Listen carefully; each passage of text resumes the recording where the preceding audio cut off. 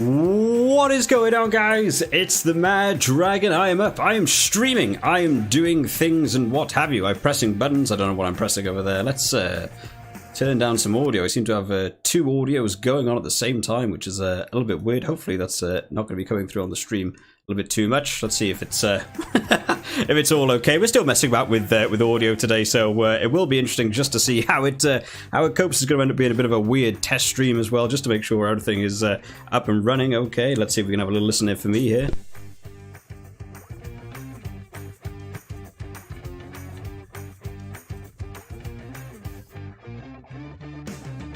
We'll find out. We'll have a look how it's getting on. I'm gonna hope it's okay. If not, we can always drop out some of the audio. Make sure you do drop down in the comment section some stuff about the audio if the audio is not doing too well. So tonight, I thought we'd jump on for a bit because I feel like I haven't done a stream in an awfully long time. It was a lot of fun doing streaming back in the day, but I now have a PC that can handle doing actual streaming. There's actual things like a game on the screen and me here and a camera.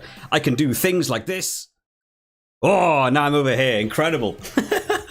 Technology blowing my mind in this sort of thing. My hair looks atrocious. I've got crypto over here, everything, all that sort of fun. Someone is saying hello and everything's fine. Awesome. Thank you to someone joining in. And Kieran in there as well. Hello to you, Kieran. Hello to everyone that's joining, whether in the stream or watching on YouTube later on. Yeah, I haven't streamed for a long time. It's been like well over a year now. I've had to go pick up a new headset because the last headset that I had when I was streaming literally broke today.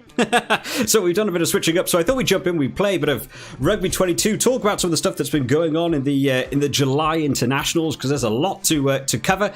So far there aren't really a lot of teams released. We'll be doing the preview videos tomorrow and what have you. But I thought it'd be fun to jump in and play some rugby. We're trying to see if I've got all my things set up. For whatever reason, looks like the chat on the screen isn't working. I've got my chat privately there, so looks like the intermission live stream chat not working on there.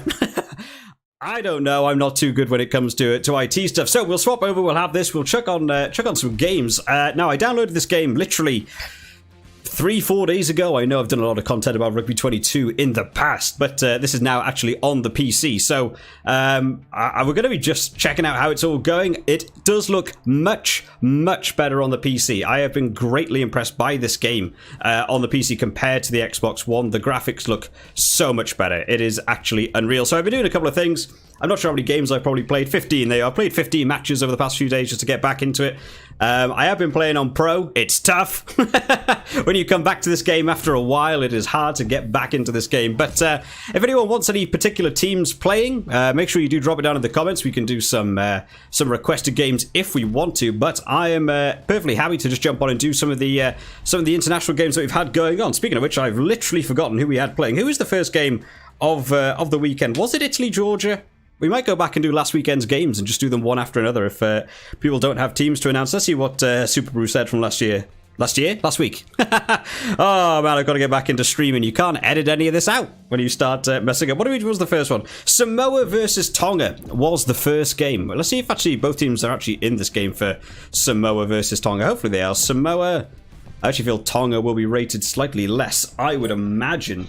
Oh, they're rated higher. Interesting. Right. Well, there you are. There's a nice little fun game. Can we hear all your predictions for the final test series? Someone coming in there. Hot takes already. We're only 2 minutes in. What's the big predictions? We'll jump into a game. We'll get talking about it a little bit. Let's start that off. The game also loads way quicker on PC. Absolutely awesome. No idea about the answer. Just press A if you don't know. Right. Yeah. Final week. I can imagine the games are going to go in a very specific way. I was thinking about this last night, about sort of way I think the final rounds are going to go. I feel like I can see Scotland winning. Scotland are probably the team that I was most surprised lost their first test. I thought Argentina played well in that first test, but I thought in that second test we really saw what Scotland brought. So I'd probably be favouring Scotland going into this final game. I think they've got the momentum with them. I think they've got the ability to go on and win that Argentina tour. South Africa versus Wales. As a Wales supporter, you know, you want to lean towards Wales, but last week, there were still issues in that Wales game. South Africa didn't put on the biggest team. I could absolutely see South Africa this week. In fact, I think South Africa have already announced their team. I think I had a quick look at it. And South Africa team has gone back to being what we probably would have expected, a bit more of a bigger South Africa team. So you would imagine South Africa will come back with full force. I don't know what Wales can switch up. They just need to generate some attack together. So I'm probably leaning towards South Africa at the minute. But then, you know, we never know what Wales will turn up with. The Australia versus England and the New Zealand versus Ireland game are the two big ones that I think are quite hard calls. In fact, I've just realised I haven't got my lights on. See, this is why you don't stream, guys, because things go wrong. Hang on, watch this. Oh, there we go. Now we're in that professional stream mode. I've taken a scrum. Absolutely not what I want to do. Apparently we had a yellow card there. Yeah, New Zealand versus Ireland. I thought Ireland had the opportunity to steal it, and I think last week they looked really good. I'm going to need to see the teams from that one. I think odds on you'd probably be backing New Zealand, but I think New Zealand just came up against a team last week that played exactly the way you're meant to beat New Zealand. Just come out, play full intensity, hold on to the ball, play aggressive. We saw it last year when they played Ireland. We saw it again when they played France. And then last week, you know, if you head New Zealand with full aggression, you actually have a good chance to win. So it turns out Ireland get out the blocks. I'll wait and see the teams on that one. Maybe more likely backing New Zealand for that one. And then finally, yeah, Australia, England. Oh, where is that game going to go? What do we think about that one? I'm going to be interesting to hear what other people have to say about that one. I would imagine, I think England did exactly what I expected them to last week, in that they just sort of held on to the ball and they just sort of let the forwards do the work. They just took the 3 points when the penalties were there. I think if they do the same thing, I think England win again. Australia didn't really seem to have a counter to it. So I actually think I might back England a little bit from now. But again, wait to see what the teams do. I have no idea about injury status or if people are missing. I can't win scrums on professional difficulty. It's way too hard. Or legend difficulty. Sorry, it's legend on Rugby 22. I completely forgot. How will we actually do? It's 0-0. I haven't really been paying attention. This is what happens when people ask me questions. I end up getting completely sidetracked with questions and stuff. Tom, roll on Rugby 23. Yeah, I haven't heard any news about Rugby 23. There's been talks about different developers potentially coming out with a rugby game next year, whether it'll be Rugby 23 or whether it'll be Rugby World Cup 2023 will be interesting to see. But you know, if they come out with a new game next year, you know I'm going to be playing it. If they release it at the same time they did last year, I'll probably be doing some streaming for it as well. If I can get the stream up and running, more likely today. Hopefully we can do some more streams in the future, because I really enjoy doing streams. I really just get involved and chatting to people in the comment section, which I've actually noticed on my on my monitor here looks a little bit in half for whatever reason. So technical difficulties first stream of the new PC, so I imagine this is going to be happening. Tom Lewis says Wales for Six Nations next year. That is some confidence, Tom. Yeah, I probably won't be backing that in terms of a bet. Next year Six Nations for me. Oh, I don't know. Probably I'd be looking at France or Ireland. I think next year it was sort of the two teams that we thought this year. France looked really good last year. I haven't actually seen anything from their games versus Japan. But they look like they've been doing pretty well against the Japan team. So, and it's not necessarily been a first-string France team as well. So, a lot to take away from there. Their France Barbarians team? What am I saying? The France Barbarians team looked really good. I was really impressed with the France Barbarians team as well that went out. Let me see if I can sort out this chat a bit. What's going on here? I seem to have two chats. This is very irritating. Can I... how can I fix this? Go over there. Yeah, I don't know what this is. Let me get rid of one. Okay, cool. I seem to have two chats doing the exact same thing on my screen. Really annoying. How you keeping? I'm doing all right, Tom. I'm doing all right, Tom. There's been a lot going on. The last 4 months has been intense. I have moved house. I've got a new PC. Been trying to keep up with all the rugby. Unfortunately, I had to move the way I was renting in my old place, and I moved into this place the way that my contract ended. I literally moved in like the final week of the Six Nations, so trying to get videos up was really tough. Now that I'm here, you've got to paint, you've got to decorate, you've got to buy furniture, you've got to do all that fun stuff, so it's been a slow process, but we are finally there. I'm finally getting a bit more back on top of doing videos and stuff. The channel's doing really well, which is really positive. We've had like 100 subscribers in the last month. People seem to be really enjoying talking about the July internationals and stuff, so that's a lot of fun. Normally, the big boost for the channel is talking about the Six Nations. That's the thing you probably hear in the UK more, especially when, you know, channels like Sky and stuff have a lot of the July internationals. It does make it a little bit harder for people to watch, and not as many people that clued up on the July internationals, but it's glad to see that they've done so well. A lot of subscribers coming from places like South Africa and New Zealand. Loads of fun. People have been really helpful as well with some of the pronunciations of names, because if you haven't noticed a couple of videos, I've been doing okay in terms of name and pronunciations, but there is certainly a couple of names that I have got very wrong in some of the South Africa games. Just players I've not heard of before, trying to pronounce their names. I cannot get this ball back. Oh, now I give away an advantage. All right, we can't afford to give them a penalty here. Let me try and focus on a game for a second here. I forgot how hard it is to do streaming while also chatting. I imagine they'll go for the 3 points there. Have they fixed crashes? I think a lot of the crashes have been fixed on for this game, which is nice. I am still noticing little glitches here and there. I've only played a few games since I've been doing it on PC. The game visually looks so much better than it is on PC. Hopefully everything's in 1080p and looking good for you guys. But the clarity of playing this game on PC versus on an Xbox is insane. I don't know why it looks so bad on the Xbox compared to what it looks like on this. But I think crash-wise, I haven't experienced any actual crashes as of yet. I've still noticed that weird glitch where occasionally you'll kick a ball and it'll just go the whole other end of the field for whatever reason. What set play have I got here? What is this? What an awful set play. For those of you who've watched some of the Rugby 2 content, you will know I like very few of the set plays in this game that actually work. Oh, here we go. A little bit of a break. Let's see if we can pin them back here. There doesn't look to be anyone in this bottom corner. Let's see if we can get a cheeky kick. Just down. Bounce the ball, not good. I forgot Samoa don't really have top quality speed. It's a good tackle. We will move up the field a little bit here. See if we get a little bit of a pressure in here. I am playing straight into Legendary as well. Maybe I should have begun on like Pro. Just to get in here. That guy is offside massively. Referee didn't notice. Must be Andrew Brace on the field. Is that too much? We can't end the first game 0-0. That's ridiculous. We've got to... Oh, God, I can't get the ball back. Samoa, you need to do better. Get in there, boys. Come on. Everyone in. Right. Why do my players keep picking it up straight away? That is one thing I have noticed on the PC, actually. Way more sensitive in terms of teams picking the ball up from the back of the ruck. Even if you barely touch the analog stick, they will pick that ball up immediately. Right, everyone in. No, we can't do that. Don't kick it straight out. Don't do it. Right. Sarveya on the big run. Here we go. Big up and under. Oh, he could catch that as well. He could be on for that. Oh, he does. Okay, here we go. You know what? Let's just try and move up the field a little bit here. Let's go for a little cheeky handoff. Doesn't work.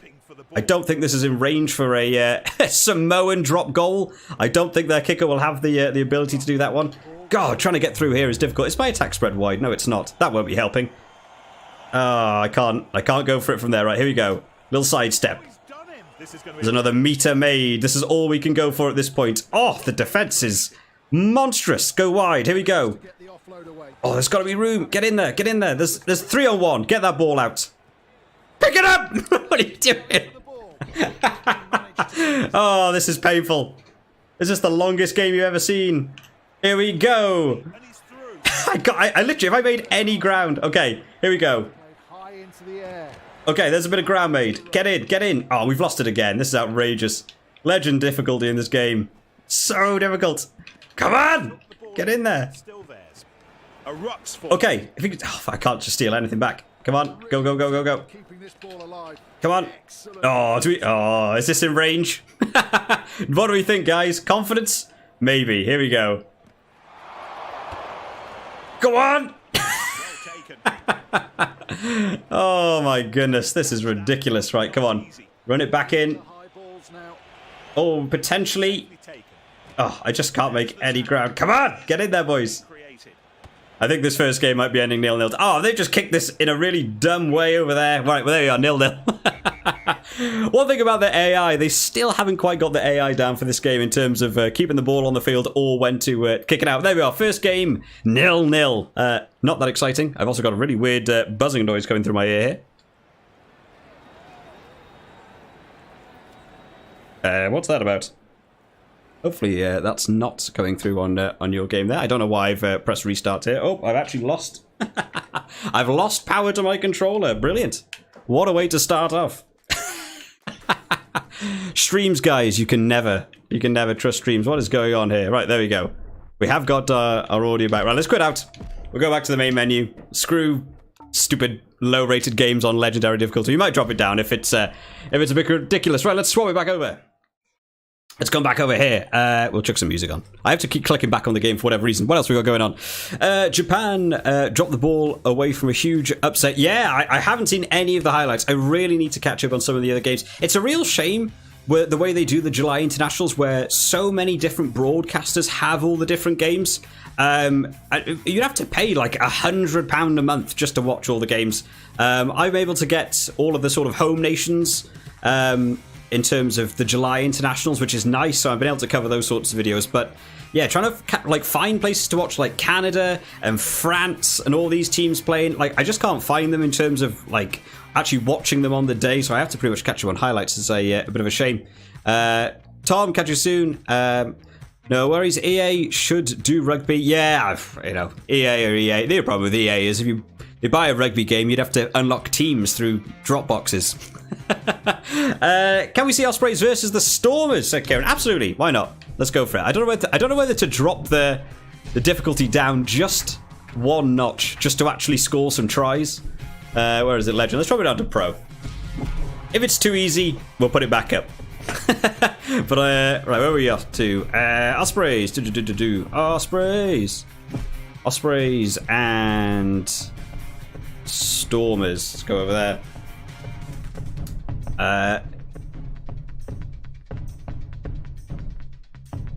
Are the Stormers in this game? Am I being ridiculous? Yes, absolutely. Just missed them. Well, let's not all play in black. That's ridiculous. We're playing some home teams going on there. Yeah, no. I really wish they did have the ability to watch all the games available to everyone, as opposed to just, you know, you've got to pay one subscription then another. I've seen some other YouTubers talking about rugby and stuff. They've been able to do like the match reports for like every game. Like, oh, that's such a lot of work to go and find all those games. Do all the match reports and stuff. They you know, full-time work. I don't have the time, unfortunately, to do that. I try my best to keep up to do with the home nations and what have you. But yeah, an awful lot of work. I just wish all the games as well. The other thing is that a lot of the games aren't played on the Sunday, so all the games are on the Saturday. I'd really love if they split the July internationals up to some games on the Saturday, some games on the Sunday. I think that'd be really fun. So you know, you could actually watch a lot of the games. You don't have these crossover periods with some of the games. Right, we will kick off this the second game. We'll swap back over to the old game mode. There we go. Look at this, getting fancy. Loving this. Loving that I've actually spent the time to learn how to set up all this stream to do transitions and stuff. Right, Ospreys versus Stormers. Let's see if we can actually score a try and not have a terrible 0-0 game like we did in the last one. Here we go. Let's see if we can get some players. I need to spread my defense a little bit wide. That's a pretty decent kick back. Let's see if we can try and run this back. Here we go. Dan Evans making some room. Oh, there's a bit of a gap on this wing. Oh, good cover tackle there. We kick the ball on. Oh, good little charge through there. They've got the advantage. I think that was for a knock-on. I think they've given that one. Let's see if we can play some pressure defense here. Oh, there's a lot of room. Oh, he didn't need the miss pass. If they hadn't gone for the miss pass there could have been something. We'll go back for a scrum. We will absolutely take a scrum. Dan coming in, very fancy. Absolutely, Dan. Look at it. Isn't it amazing? I have transitions. I have me in a corner. All looking very professional, as opposed to me linking my laptop up to an Xbox. Feeling all sorts of posh now.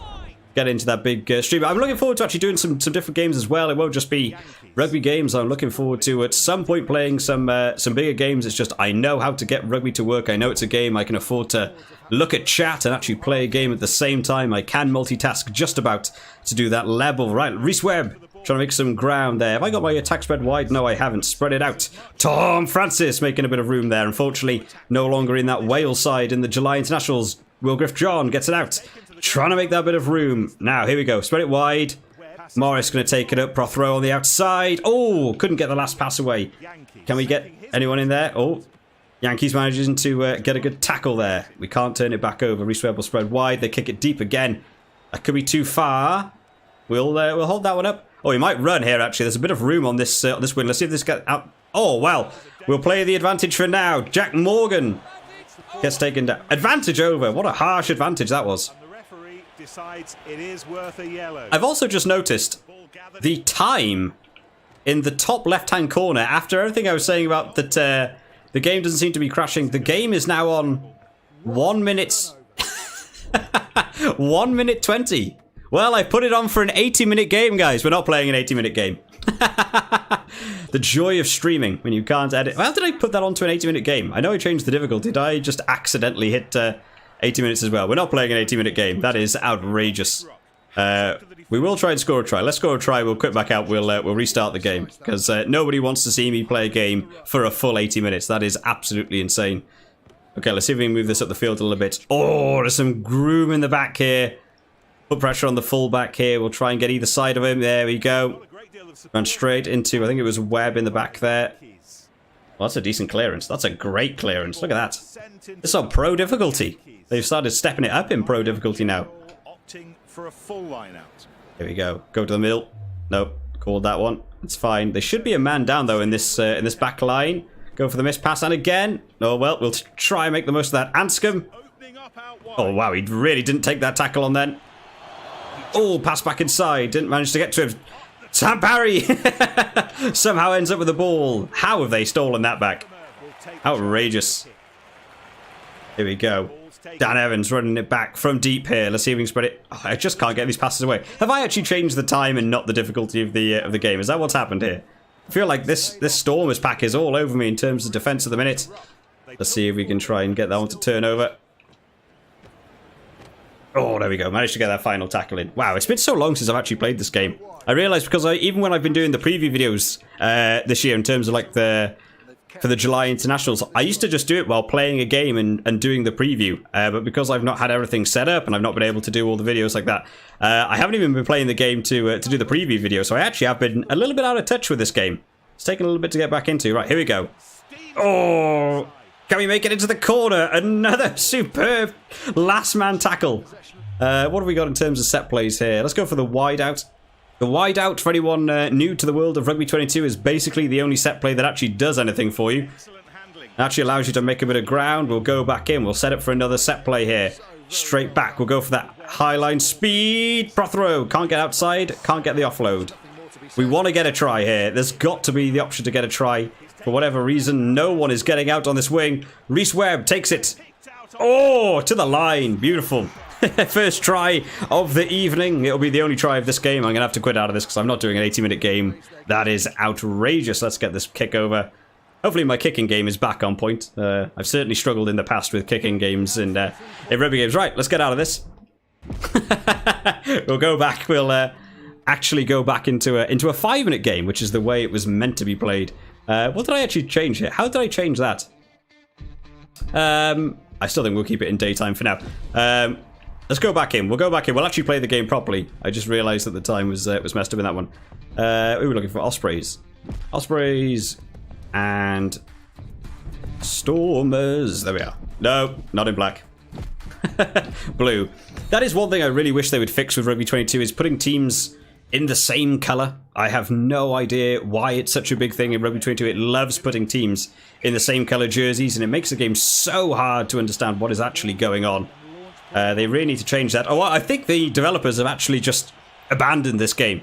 Their last update, I think, came out in March, and I don't think they've done anything since then, and I've not seen any updates. I did see them just after the Six Nations. They got Antoine Dupont actually playing this game, and then after that, I think they just abandoned it. I'm not sure. I haven't heard any news of any updates coming, or changing any more of the players, or adding any new players in, or getting any new licenses, so not really sure what's gone on with this one, but we're off to a slightly better start here than we were in the last one. Here we go, grubber kick on.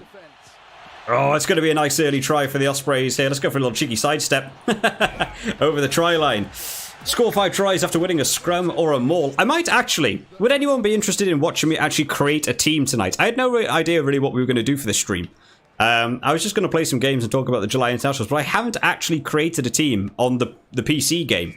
So we could actually try and create a team and actually start a bit of a career series. That could be something fun to do. We're not going to be on for like a great length of time. Maybe do an hour, 2 hours or something. But it could be fun to actually try and set up a... Oh, it's a good tackle there. Try and set up a bit of a career mode or something. Do some jerseys and arrange some players and do some packs. I've got a couple of packs to actually unpack. Oh, come on, guys. Get in there. You can win that one. I'll spread my attack wide again. Look at this. I have 5 players in the midfield here doing nothing.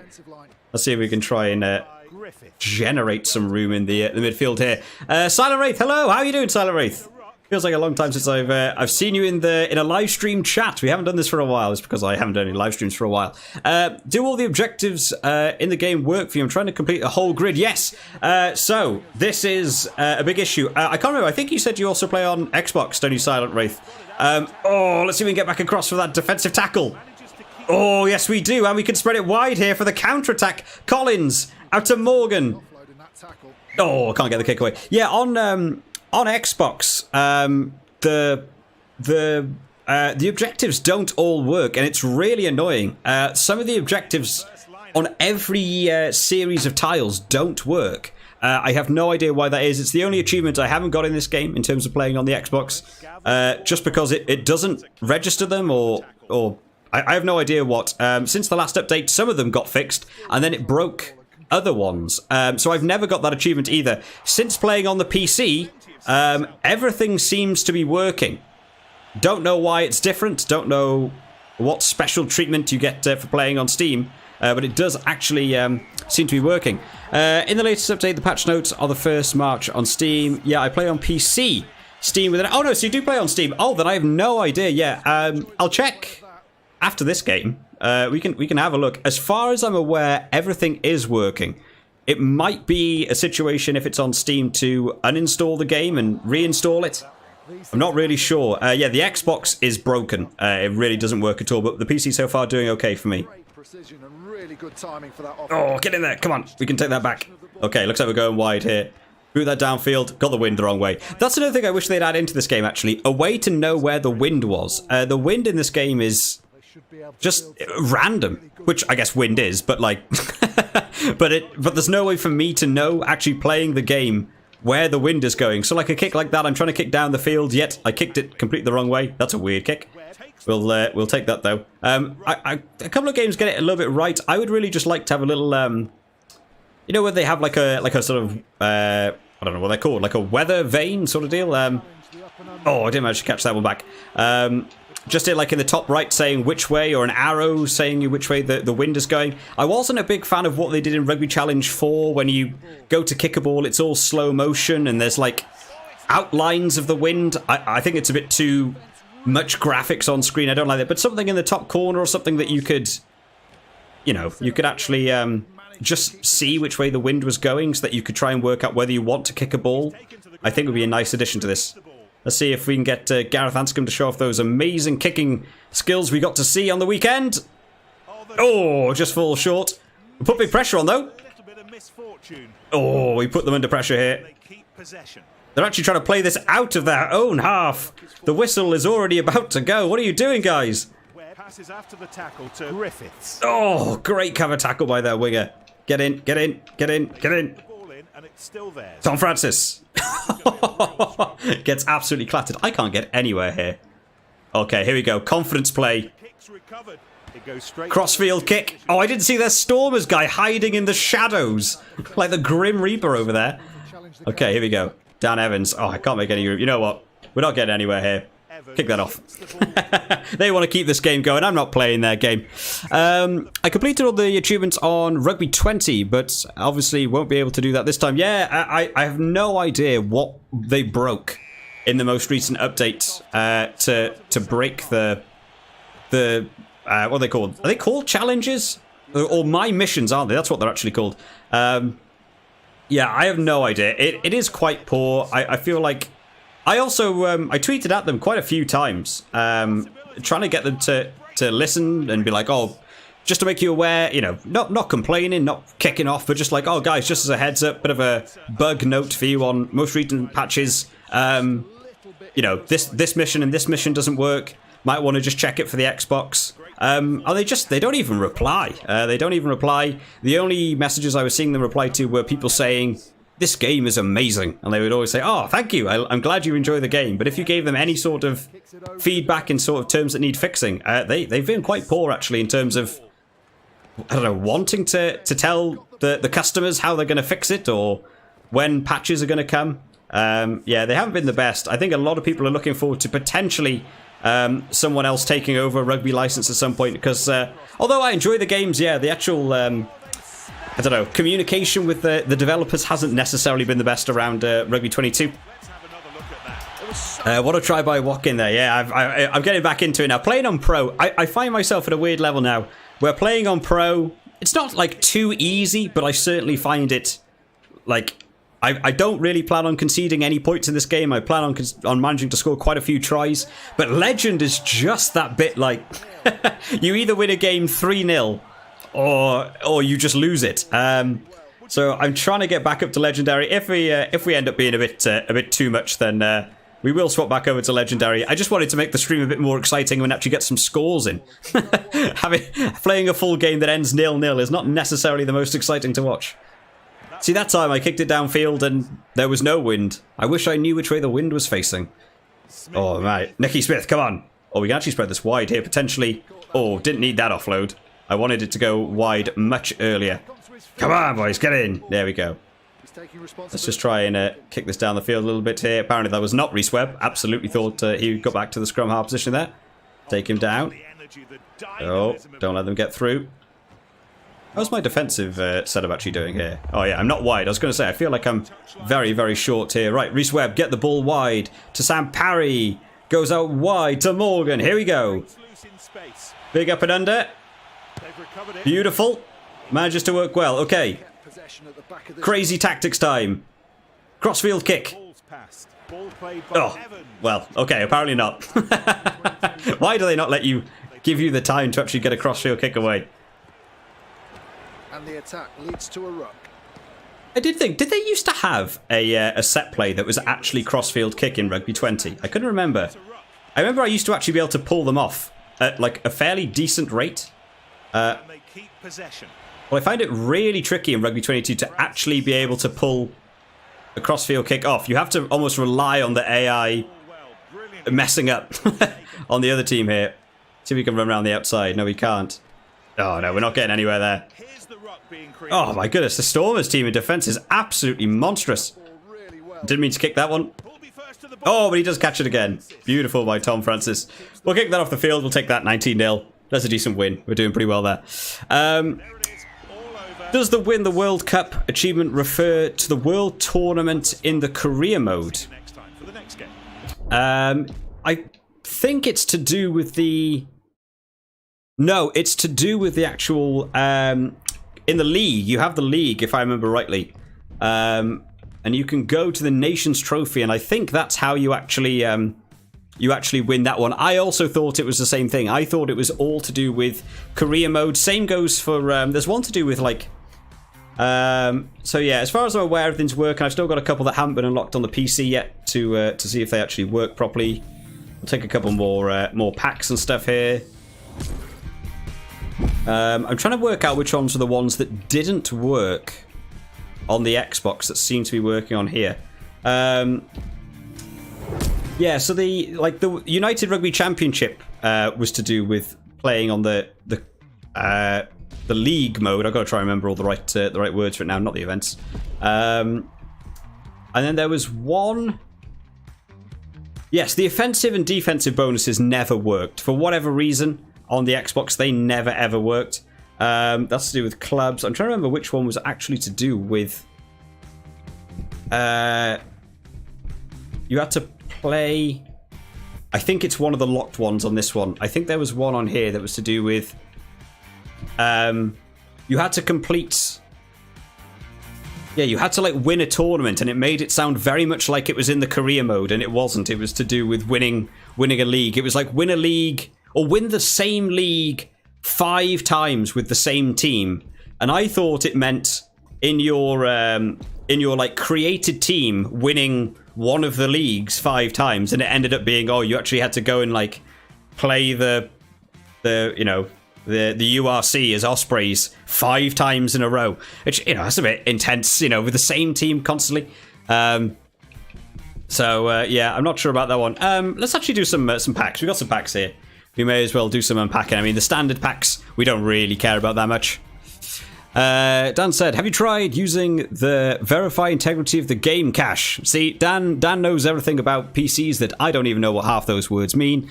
So yeah, listen to Dan, see what Dan says. Make the most of it. The Win the World Cup achievement isn't unlocked if I win the Nations Trophy. Yeah, I think I won it about 4 times before it's actually unlocked. Don't know why. I think it broke after the first patch. Does the offensive bonuses refer to training sessions? No. The offensive bonuses are... when you play in a career mode, it's basically bonus points. Bonus points in playing games. So scoring 4 tries is 1 offensive bonus point. Scoring 4 tries is 1. The defensive bonus point is losing, but within 7 points. Is what you'd see in the URC competition. That's what it means, but with your actual career team. And again, on the Xbox, they just didn't work. It did work, not the March patch, the patch they had before that. It actually got them working on the Xbox. I didn't play enough of the career mode, and then when they patched it again, it made it worse again. So, in fact, do we really care about a lot of these 1-star players? I don't know if we're going to use a lot of these 1-star players. See, we're getting 2-star, fullback and a winger. Nice to see. We might actually do a bit of a creator team. We might try and do... Oh, Keegan. I saw Keegan. I was like, hey, we got Hugo Keenan. No, we don't. Pete Samu. Playing well for Australia at the minute. Let's see what else we get. Is he 2-star? That is harsh. Dennis Buckley. And finally, in the 2-star forwards, Noel Mitchell. Again, all these made-up players that you get so often. Let's see about just more superior players. Anyone interesting there that you'd actually want to add into a team? To be fair, an 84 centre for a 2-star, that's not terrible. Oh, that's a long range of 60s in there. Alatoa, Matthew Screech, 83. I can't believe some of these 80 rated players are 2-star. How can you be 80 but also only 2 stars? Nope, don't care about any of them. Superior forwards. 70s across the board. They won't be going in the team. Well, they might do, to be fair. Right, let's have a look what we get from Japan. Yamanaka, in terms of a fullback, not terrible. Wales. George North, centre winger. Always useful to have people that play 2 different positions. South Africa, Moolman, in the centre there. We got another 3-star player here. 2-star player. I thought it was 3-star pack. And finally, New Zealand. Who will we get from New Zealand? Josh Lord in the lock department. Wow, it's amazing to play after like 15 games. That's all you get. What have we actually got? 91,000 in terms of the packs there. What else we got here? People have been saying, oh my god, chat's going mad. Rugby 22 got ripped off, and my brother, £41. Then it was on sale for £8. Me and my brother gave it 1 star. Yeah, the price is all over the place. I was really annoyed. I pre-ordered this game back in January. I actually pre-ordered it like back in December for it to arrive in January. It was only available on pre-order in disc form, and in order to get it on the pre-order, it was about £50. It came out. It got delivered to me the day it came released, got the disc, put it in to install, and the day it got released, they then uploaded it to the Xbox Marketplace for about £43 or something, digital, on the day, but not before. You couldn't pre-order it to be a digital copy. Really annoyed me. Whoever was in charge of marketing this game and organising how it got released did a pretty terrible job, to be fair, just across the board. I wasn't that happy with that either. I actually got this game on the PC for like £4. I absolutely got it in a sale. I was not going to be spending another £50, but for £4, I absolutely will pick it up. Let's go into a team. Let's make a team, because I think that could be fun, trying a bit of thing. Right, in terms of cards, I mean, we just want to have, let's get some big scoring people in here. Who we got? So, a couple of centres, so George North, Mool Man, great name. Josh Lord is a 3-star. Swan Rebage, we can go in there. Pete Samu. We've got a couple of centers already. We need some props. I'm not a big fan of picking all these like fake players who don't actually exist. I never really like that. We'll have another lock. Some of these players I really just don't even know. Ferrari in terms of a props, Will Boyd. Wow, this drops real quickly. Aprazidze can go in there. Carlo Canna, yeah, let's have Carlo Canna in there as well. That's fun. Who else we got? Tadua, I like Tadua, but he's just not fast in this game. What is his speed? 78. It certainly doesn't feel like 78 when he's actually running with the ball in hand. Let's see what we got so far. This is what I tend to do when I'm setting these up. I just let it put it all in its position there. Carlo Canna fly half. In fact, George North could go winger. That's a great call by the game. We can put another centre in. We do have Peter Aki. I'm going to guess. I don't know that player. Can go in the team. We don't want any of these. What else do we need? We're going to need flankers. Will Boyd in terms of a flanker. Looks like we're having some more Georgian players.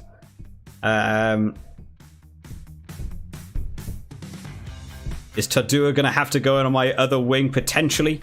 Let's see how we're shaping up so far. This is an interesting mash of... I feel the majority is actually Georgian. That's quite fun. So we need a hooker and a prop. Who's our highest rated? Danny Prizzo. Oh, wow. Herrera seems to be way better. So we'll take you. You can go at fullback. That makes sense. And Alatoa could go in on the other prop. Oh, do we not have a hooker? I thought I got a hooker. No, I have too many props. Hookers, how are we doing in terms of hookers? Do we have any? Oh, hang on, there's one. Joe Taufite can go in there. Do we have a full squad? We're still looking for a fullback. Why am I still looking for a fullback? I definitely had one. There we go. There's our team of 15, and then we just need a bunch more players for safety reasons. Oh, we've got a Romanian player. Yeah, let's get Romania in here. That's the one thing I really enjoyed about setting up this game. Setting up this career is picking like quite lower end players. I find it a lot more fun. Oh, we've got another Georgian players. We'll have another USA player. Samoa. Keep them coming. We're to 23 yet. I probably should be trying to organise a bit. Do we actually have like a high-end scrum half? I'm not really sure. A couple of 72s. Let's put Yamanaka in. A lot of fun. We can work with this. We can work with a team. So we want a couple of. Try and work out what I'm doing here. Good coverage in the front row. Keep a centre, and we'll keep a fullback in. Right, go on. We can do some customizations. We've got some jerseys going on here. What's going on here? My career mode team literally has Cheslin Colby on the bench. Yeah, the teams. This is such a weird game. In terms of the career mode, it starts off really slow. If you start brand new and don't add all your top cards in, it actually is quite a slow burner. The problem is as soon as you just save up a bit of SP points and you buy some packs, like I bought 2 of the like the 3-star packs. I wonder how much they are now in this game. I can't even remember. Where was just the general 3-star pack? Is it further up? Epic forward, epic. Oh, I specifically bought epic backs. Is what I did. But you can just get the epic packs. Seem to be cheaper. They're like 50,000. You just buy an epic pack. It'll give you your some pretty like. Look at that. How ridiculous. So, you know, if you want to build a team, it's really easy to just build like a mega over-the-top team, which is a bit of a shame because you have to like manually not make the best team you can in order to, you know, to not make it a bit too easy. I do, however, really want to put Zamet in because Zamet is insane in this game. Let's add Zamet. Let's add a couple of them in. Why not? We can have George North on one wing. Unfortunately, Tadua is not going to quite hang in there compared to Zamet. Number 8 flanker, and you know what? We might put him on the bench as just a bit of a coverall player. He went there. He can come on at most positions. Pretty good coverage. Is that... I feel like I have too many players there. 2 props, a hooker, 1 lock. Cover a bit more back. I got good coverage in the back 3 there as well. That's a nice team. Rated 62. Oh, Tui Pelotu. We might as well put Patrick too. Oh, I've actually got 2 decent locks, to be fair. Let's replace... Sorry, Screech. Tui Pelotu's coming on for you. I really like Swan Robage. I'm going to put him on for Josh Lord. What does Tui Pelotu play? Number 4, more normally, isn't it? Right, let's go into a league. How do I even... God, it's been so long since I played this game. Korea, there we go. That's what I wanted to do. Let's jump in. We didn't make a cool thing. I don't want to waste everyone's time by making me... watching you all... making you all watch me make a bunch of kits and stuff. It's a little bit boring. We'll start off with a friendly. Let's play Ulster. Confidence. Confidence is key. Yeah, I'm not massively sure. Let's start off with like 1 try. Try and earn some money. I'm missing loads in terms of the chat here. Quickly before we move on, let's just quickly have a look what the chat's got going on. I've got to try and catch up on some of these things. Oh my god, everyone's talking about the game. Everyone's just basically complaining about how much the game costs. Yep, that's pretty much where I was at after this game came out. Pedro said, show my friend that doesn't really know much about rugby get Rugby 22. He's used to FIFA and career mode and wants to get a rugby game. He knows it's not as good, but it might not be as good, but I don't really know if he's going to like it. I think if you can pick Rugby 22 up for cheap, I absolutely recommend picking it up. You can probably get it from like other places. So if you trust places like CD Keys, this game is just nothing. The Steam sale was just on. Rugby 22 was like £4. That's where I picked it up. You know, if it's like a low amount, I absolutely recommend picking it up. Someone could get into it. You could learn the rules of rugby. I think through this game, I think slowly you could get used to it. Apart from some of the glitches and stuff. I would say so. And if you play FIFA, I used to play FIFA and like Pro Evolution Soccer and stuff. So yeah, I think most people could get into rugby doing this. I think a game like this is probably the best way to get into rugby. It's not difficult. If you were worried like they might struggle playing it, I mean, you can always drop the difficulty down. Or Rugby 20 is probably dirt cheap now. So pick up Rugby 20. The game is super easy. It would allow them to get used to the mechanics of the game, how to like create a team, put them in different positions, what's the correct and wrong position, do some of the training stuff. I think it's worth it. Just pick it up a little bit cheap. What pack did you open for that one? You just opened with Zamet. Yeah, I just got really lucky, Wraith. In terms of that was just the 3-star epic. That's never happened. I've never had quite that luck before in terms of getting 3 quite substantial players there. Normally they're sort of the middle ground. 3-star, that just happened to be really good. There's a couple of players I still don't think you can get from packs, which is really dumb. On my Xbox account for this game, I have this incredible career team, and the only person I want to like finish it off is I want to have Bowden Barrett at 10. And I don't think you can get Bowden Barrett in packs. I don't think you can actually have him in your career mode. I've never seen someone play him online. I've never seen a pack opening. I've got my team now rated 92.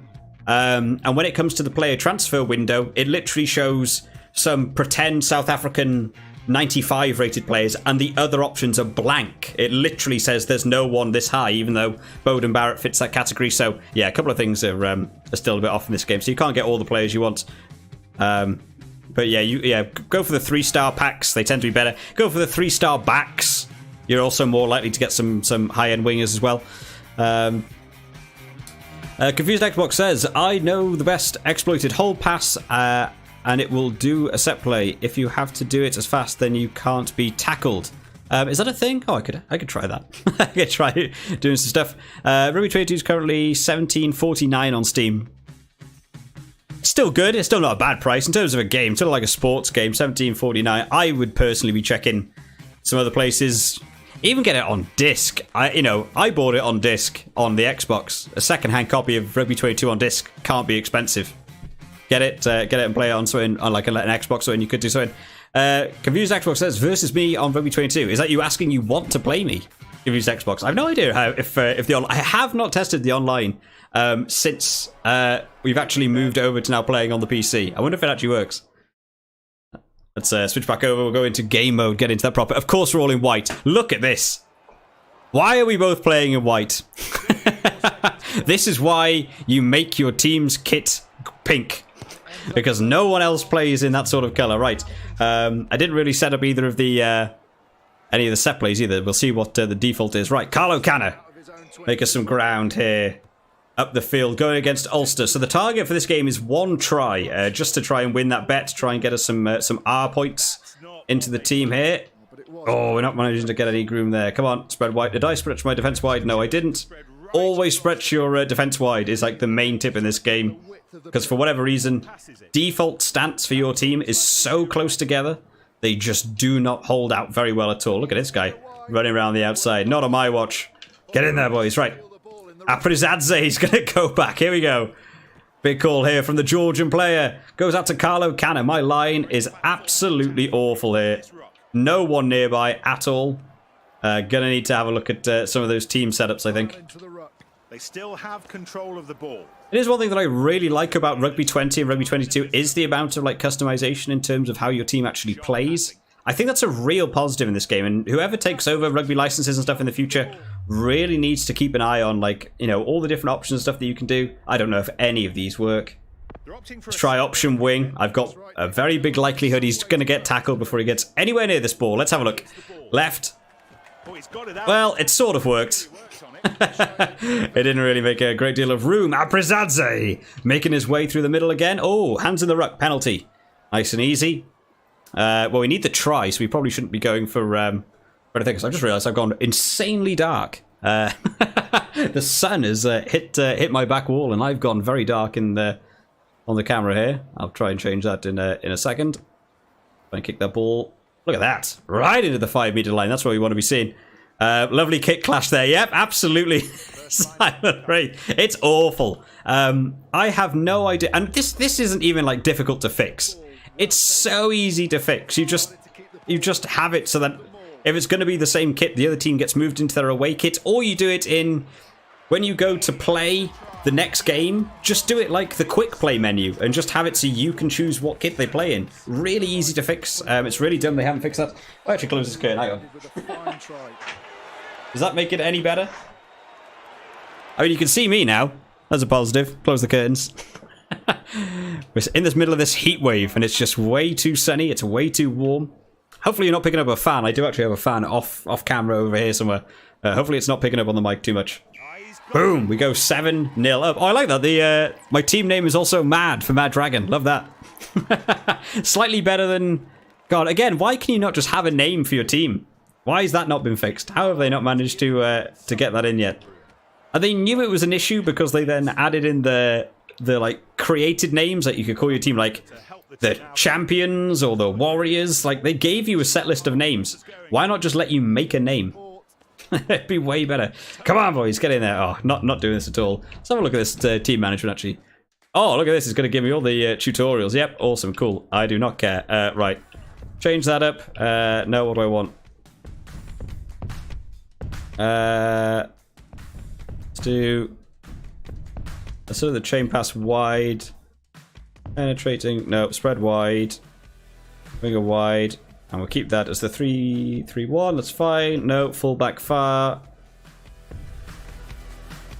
I mean, this always... I love this as well. The pod-shaped diamond formation. Do you want these 3 players in a triangle or in a V-line where they're a triangle?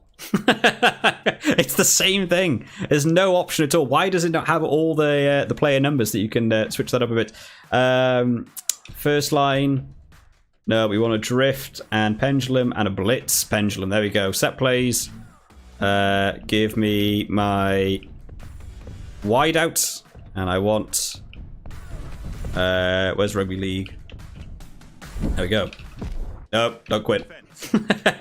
Button clicking way too quick for me. Come on, boys.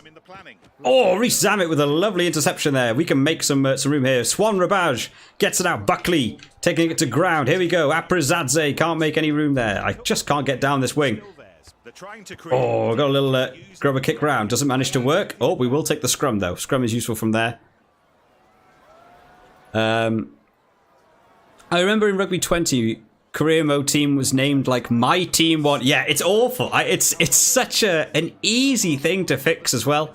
I feel like even like much older rugby games you could like at least have a name for. Or at least they were better. Oh, that's not straight. Never trust a Georgian scrum half to put the ball in straight. That's what we're learning there. That's a good clearance kick, to be fair. Yeah, the career names were really dumb. I don't know why they were so bad. I don't know why they're still so bad. It can't be hard to change. I obviously, like, there's going to be... is it not their penalty? Why is it my line out?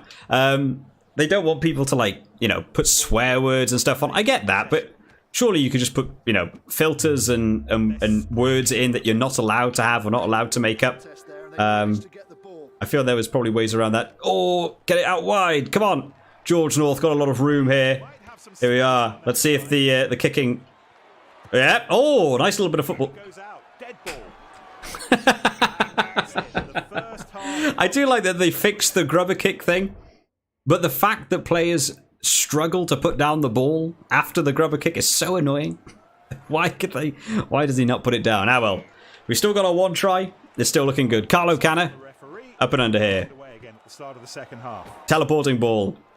Yeah, I can't remember who was it. Someone asked about game crashing earlier on. Yeah, and one thing that doesn't happen in this game, there is not actually a lot of game crashing anymore, which is nice. When it first came out, there was quite a few instances where the game would crash quite a lot.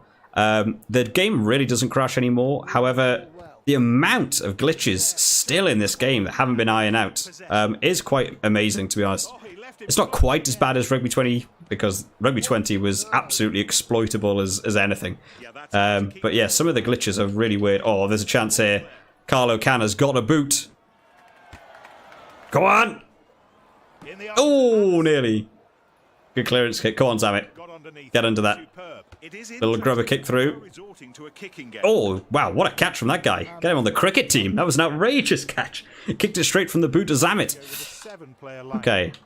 Yeah, wait for them to do the dummy. They fell for it. I can't remember what difficulty we're playing on. Are we still on pro at the minute? Oh, look how far away my players are.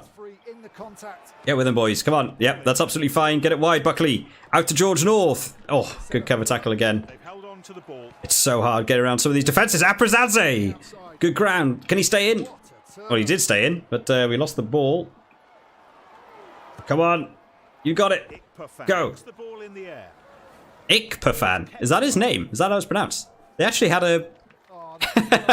they actually had someone come in and do the audio for his name. Considering some players do not have their name done by the commentators, Ikpafan is one of the ones that did. That's quite surprising. Oh, that's a beautiful steal by Tui Pelotu. That's why you want those 90 rated locks in the wings there. Oh, do a little pass back. No, he can't. Oh, we should be able to back that up, though. Here we go. George North again on the wing. Big handoff. Bang! Take a seat from George North. The attacking team keeps the ball. My line set up. Go on. Let's go for a wide out. Gel that team chemistry together, guys. You got to slowly build that team. Oh, that's a good little smash through the middle there. We'll go for another one. We're going to start messing them up here. Here we go. Bit of room outside here for Zammit. Spread it wide. Through the middle. Still going. Oh, doesn't manage to quite get there. Oh, tried to play the little drop pass there. Doesn't work. Let's just do a little one run here. Nice. Just holding them in position here. Swan Rabage potentially here. Oh, he didn't buy the dummy. The AI just never buys it. Go for the missed pass. Can't get it away. Carlo Canna for the line. Beautiful try. Goes over right in the last minute. I didn't even realise the time actually. Yeah, 79 minutes. Good time to get a try right before the end here.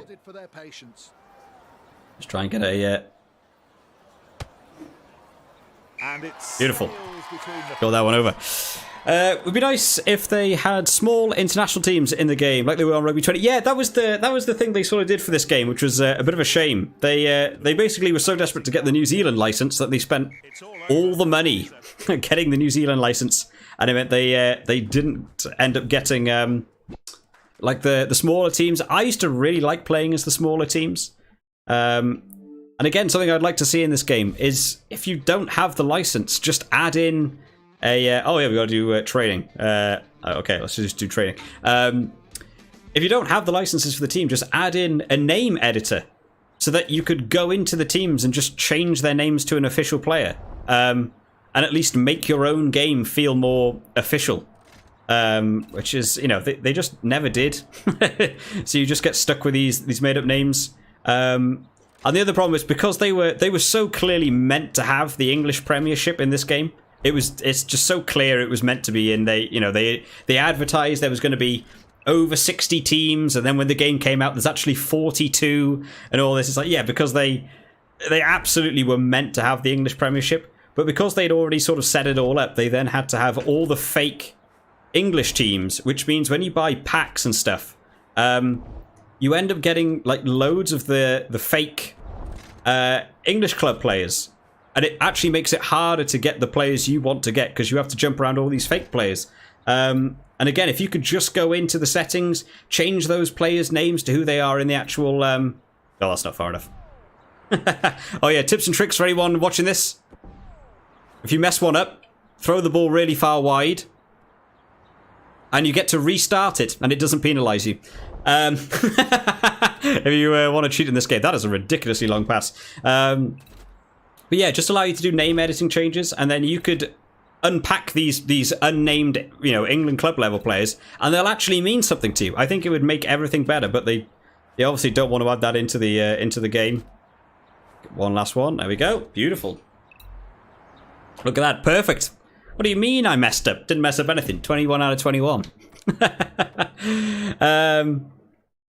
Many people were obviously turned off by the English non-licensed. Yeah, absolutely. I from doing the videos, I really didn't see a lot of people actually doing coverage of this game coming out. I only saw, well, me obviously, and the only other video I ever saw on YouTube was a guy. I've forgotten his name. It's consistent. Is it walkthroughs or consistent gameplay? Consistent English club level teams. I think the England international team was wrapped up into Rugby Challenge 4 still, so they obviously didn't have that to go with. So fair enough. You know, you don't have the English international team, but I would still have tried to secure the English club level teams and then do what they did for Rugby 20 with the where you could buy the club packs or buy an England pack, and it would take the club level players and you could make an England team. Such a good way to get round licensing. I'm sure it doesn't break any laws to do that because you've got licenses for the club level. You've just got to make the player create a team. Great idea. I don't know why they just didn't have that, you know, just generally in there. Would have been a thing. You're on Legend. Am I still on Legend? I actually had no idea. I can't go on options from here. That's interesting. Let me just double check. I thought I swapped it to Pro. I might swap it back to Legend. Gameplay. Oh, no. Yeah, we'll change that back to Legend. Go on. Let's make it interesting. No, not that one. All over the place. What am I doing? Career. There you are. Pick the right button, Mad Dragon.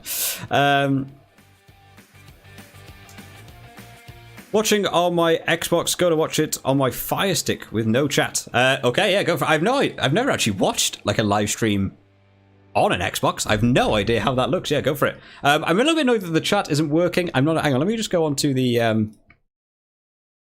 When I was on here, I do have a little chat over here, which I thought...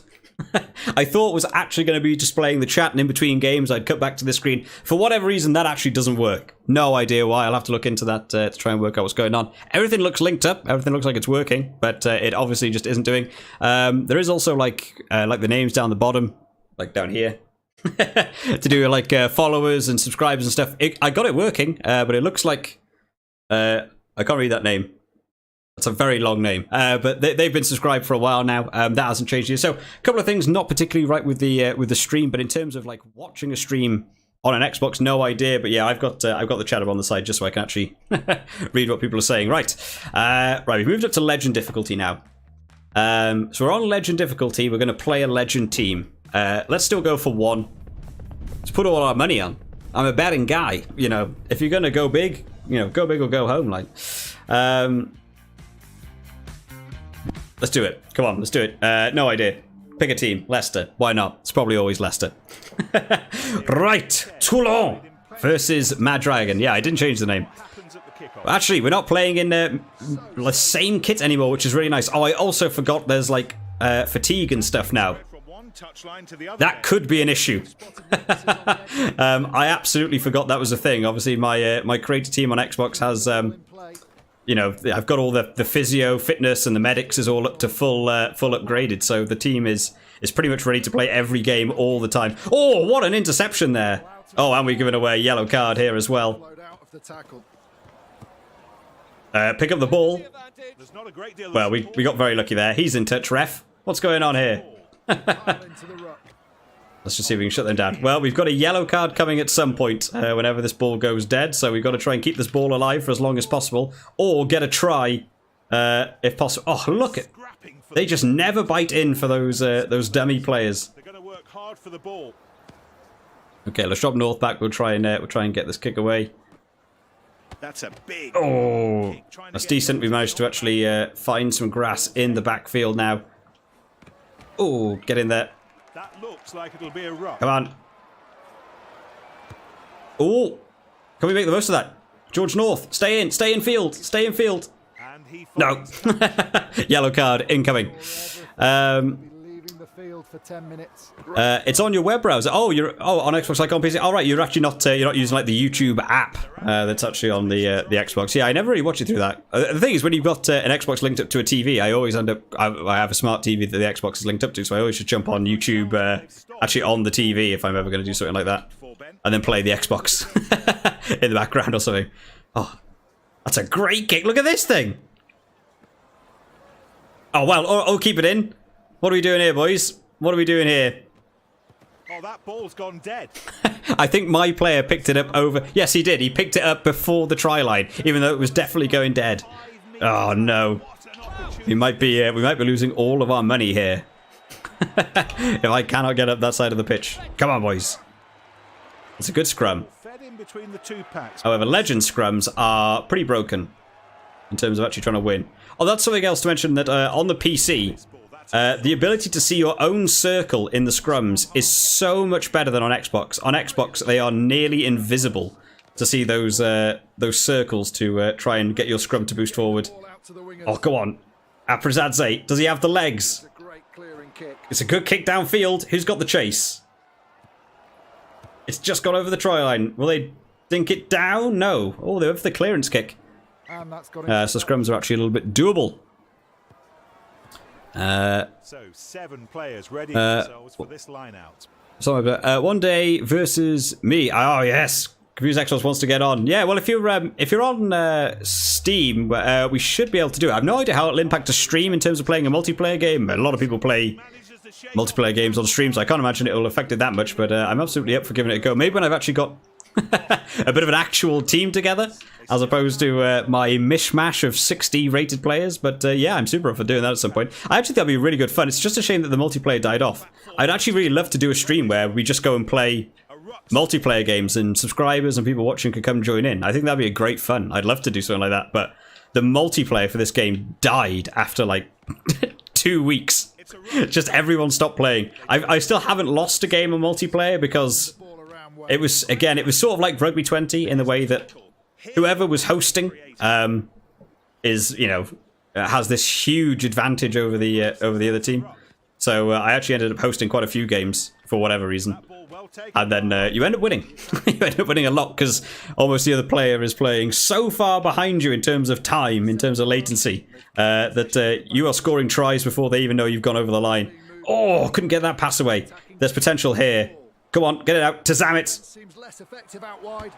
Big up and under. Look at the wind slowing the ball down there. Oh, that could have been something, right? Hang on. My players are struggling in terms of their stamina at the minute. Let's just get this off the park. I sub all my players at half-time. That way I'm doing the sub all players. Yeah, I did that. It feels like a bit of a weird thing. I literally do it in about the 70th minute just to get that mission done. It didn't work for quite a while actually on the Xbox now that I think about it, so they don't fix that up. I can't even remember who we've got on the bench here. We got any actual decent players? Yes, we do. Go on at flanker. Yamanaka, the fullback, could come on. Oh, he's actually rated less. Let's put Yamanaka on. I think Matsushima is actually only a fullback in this game. That'd be fun to get. I quite like making a team of like some of the the tier 2 nations. I think it's fun to make a team like that. Take off Swan Rabaj. We'll put Josh Lord on there as well, just to try and give us a bit of a bolster in that second half. Right, Carlo Canna, get down that field a little bit. Are there any user-created ways to edit the PC game? To be honest, who else that one? Just to get a rep. Yeah, I'm not that clued up on like, things to do with like modding and stuff. I believe people have done some pretty interesting mods for this game. In terms of just generally playing the game and being able to change stuff in the game, I'm not really sure. You can, you can. There are some people that have done videos about modding and stuff. I know there is a guy who's trying to mod in the England and South Africa team, but like an official one. He's doing the kit. I'm not sure if that's gone like live for like public download or what have you, but worth looking up on YouTube to see if someone's got that. I'm absolutely not the man to ask about that, but if he ends up having it live, I would end up downloading something like that to add into this game. Dan says, it'd be great if this game had some social media features like the ability to host a tournament. Yes, absolutely. That would actually be really cool, actually, yeah. Having, setting up a tournament, setting up a World Cup, and having like subscribers pick a team, or you just sort of get allocated a team and then having to play like a Six Nations or something, or doing a World Cup. That could be a great fun, or just, make your own team, go through some tours, some like tournaments and stuff, and do like online tours with different people. Let's see if we can get back across here to stop that one.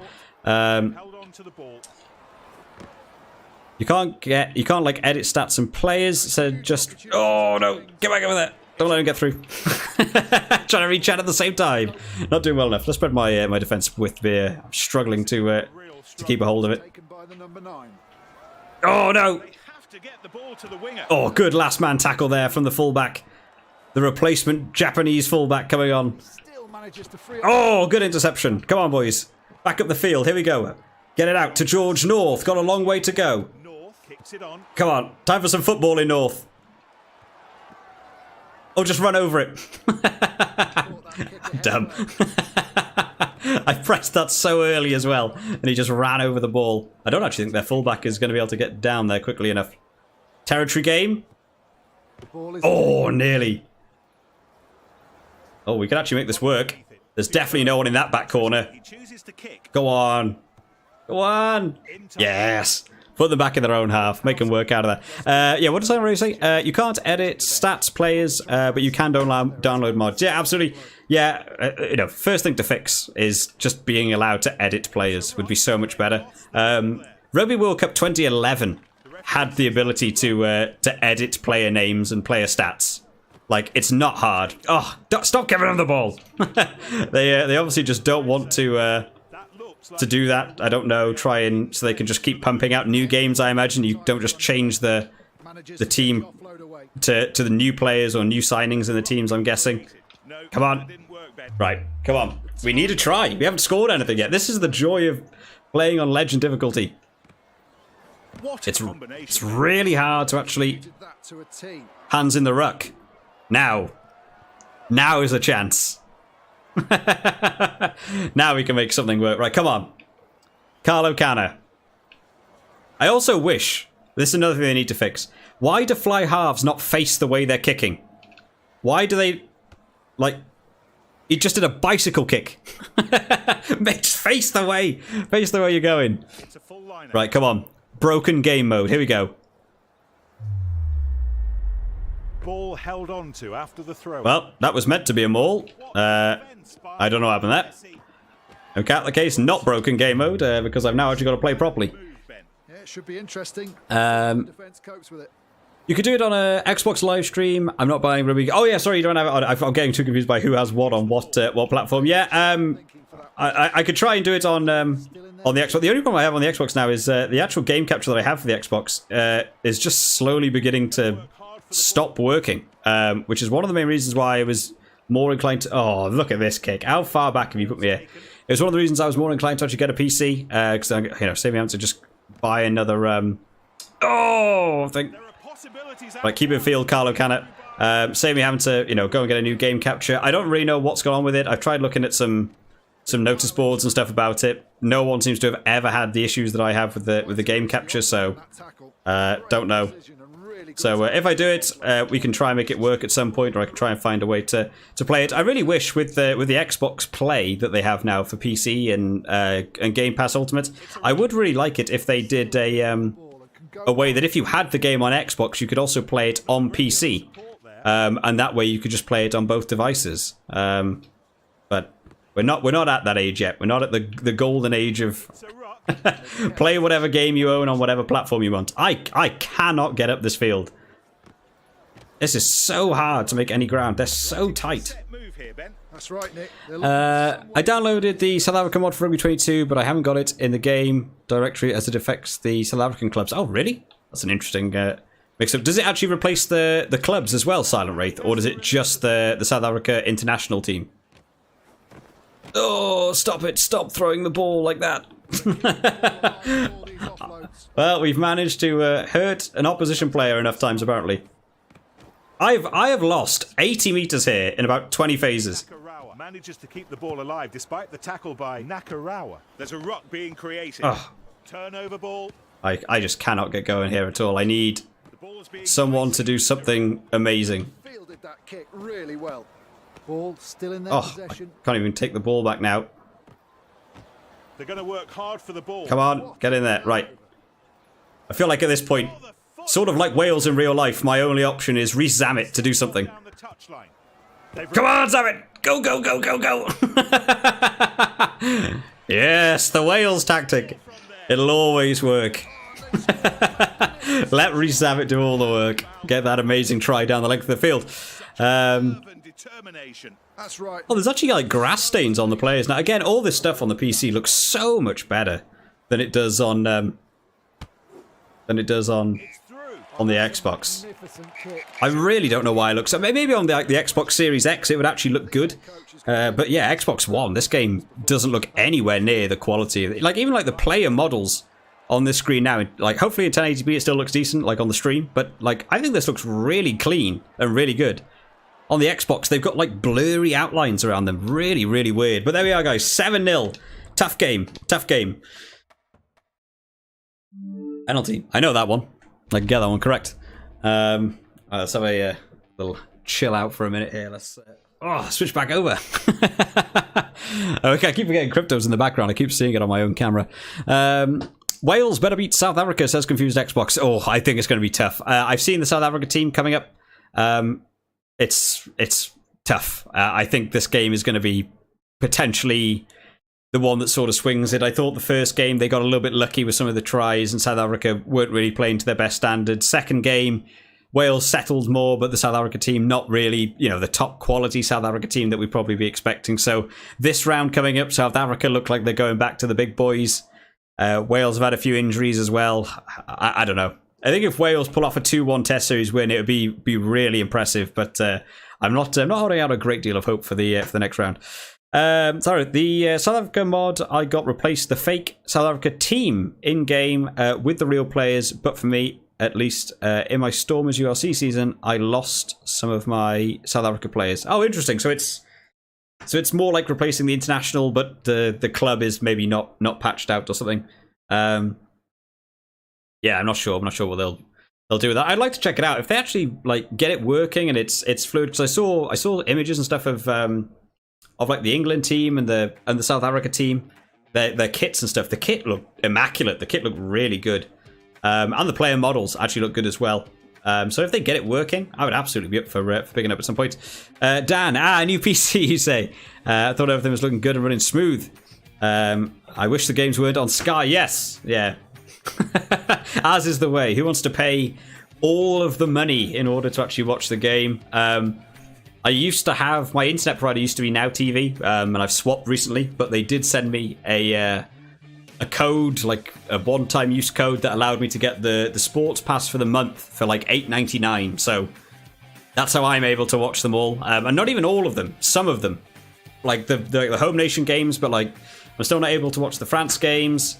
Italy lost to Georgia last week. Sounds like a great game. Wish I could have watched that. Where do I watch it? I don't even know. I know people are talking about like Stan Sports and rugbypass.com and all these places, but it's just every single one of these places needs money and needs a subscription, needs a thing. We're not all made of money. we can't get everything correct. Right, let's have a look at this team management. There's some tired players. You know what I'm actually going to do? I'm going to skip this game because it's just a preseason game. We'll have some players to unlock. I mean, do we really want any of those players? Probably not. So we go on to our first proper game. So 65 rated. We're still a little bit rated nonetheless, but we should be okay. We'll swap back over to the game mode. Actually, let's do that. There we go. Beautiful. What actually do we want to do? What have we got in terms of the...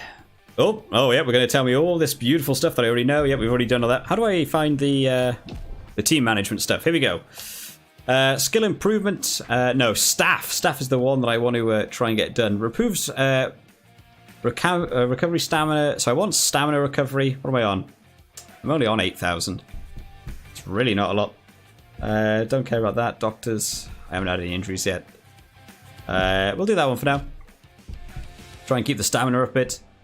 I mean, realistically, the best way to do it, if anyone's seen the video I did about how to earn the most R points in this game, it is quite boring. You have to play like a 20-minute game. You have to get 10 tries in a game. It's so slow. Trying to play this game normally, trying to get those R points is a bit difficult to actually get through. Let's jump in to the next game.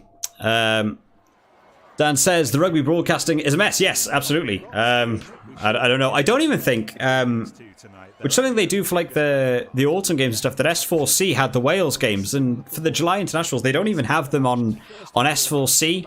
I remember that's how I watched the Wales games last year, and just watched them with Welsh commentary. But it was free to watch, and it was just better. At least it's something of rugby. But you know, I really don't think rugby fanship and rugby viewership is going to be helped out a great deal by just having them all locked behind all these paywalls. Oh, Moolman on an absolute stormer here. What an early try from the centre. Beautiful. Absolutely running the length of the field. We should probably change the kit. Maybe we'll change the kit on after the next game. Maybe we'll go back and change the actual kit. I'm trying to think of like how to try and avoid clashes with kits. It's probably better to try and get... I think one of the teams I created was like bright pink, because no one really plays in pink. That's the best way I can think to get around the challenges. I could do it for like the channel colours. Always potential, but we'll have a look. But then there are quite a few teams that play in red, so I'm not really sure if I want to go down that route. I'm not sure whether that's going to be the right option.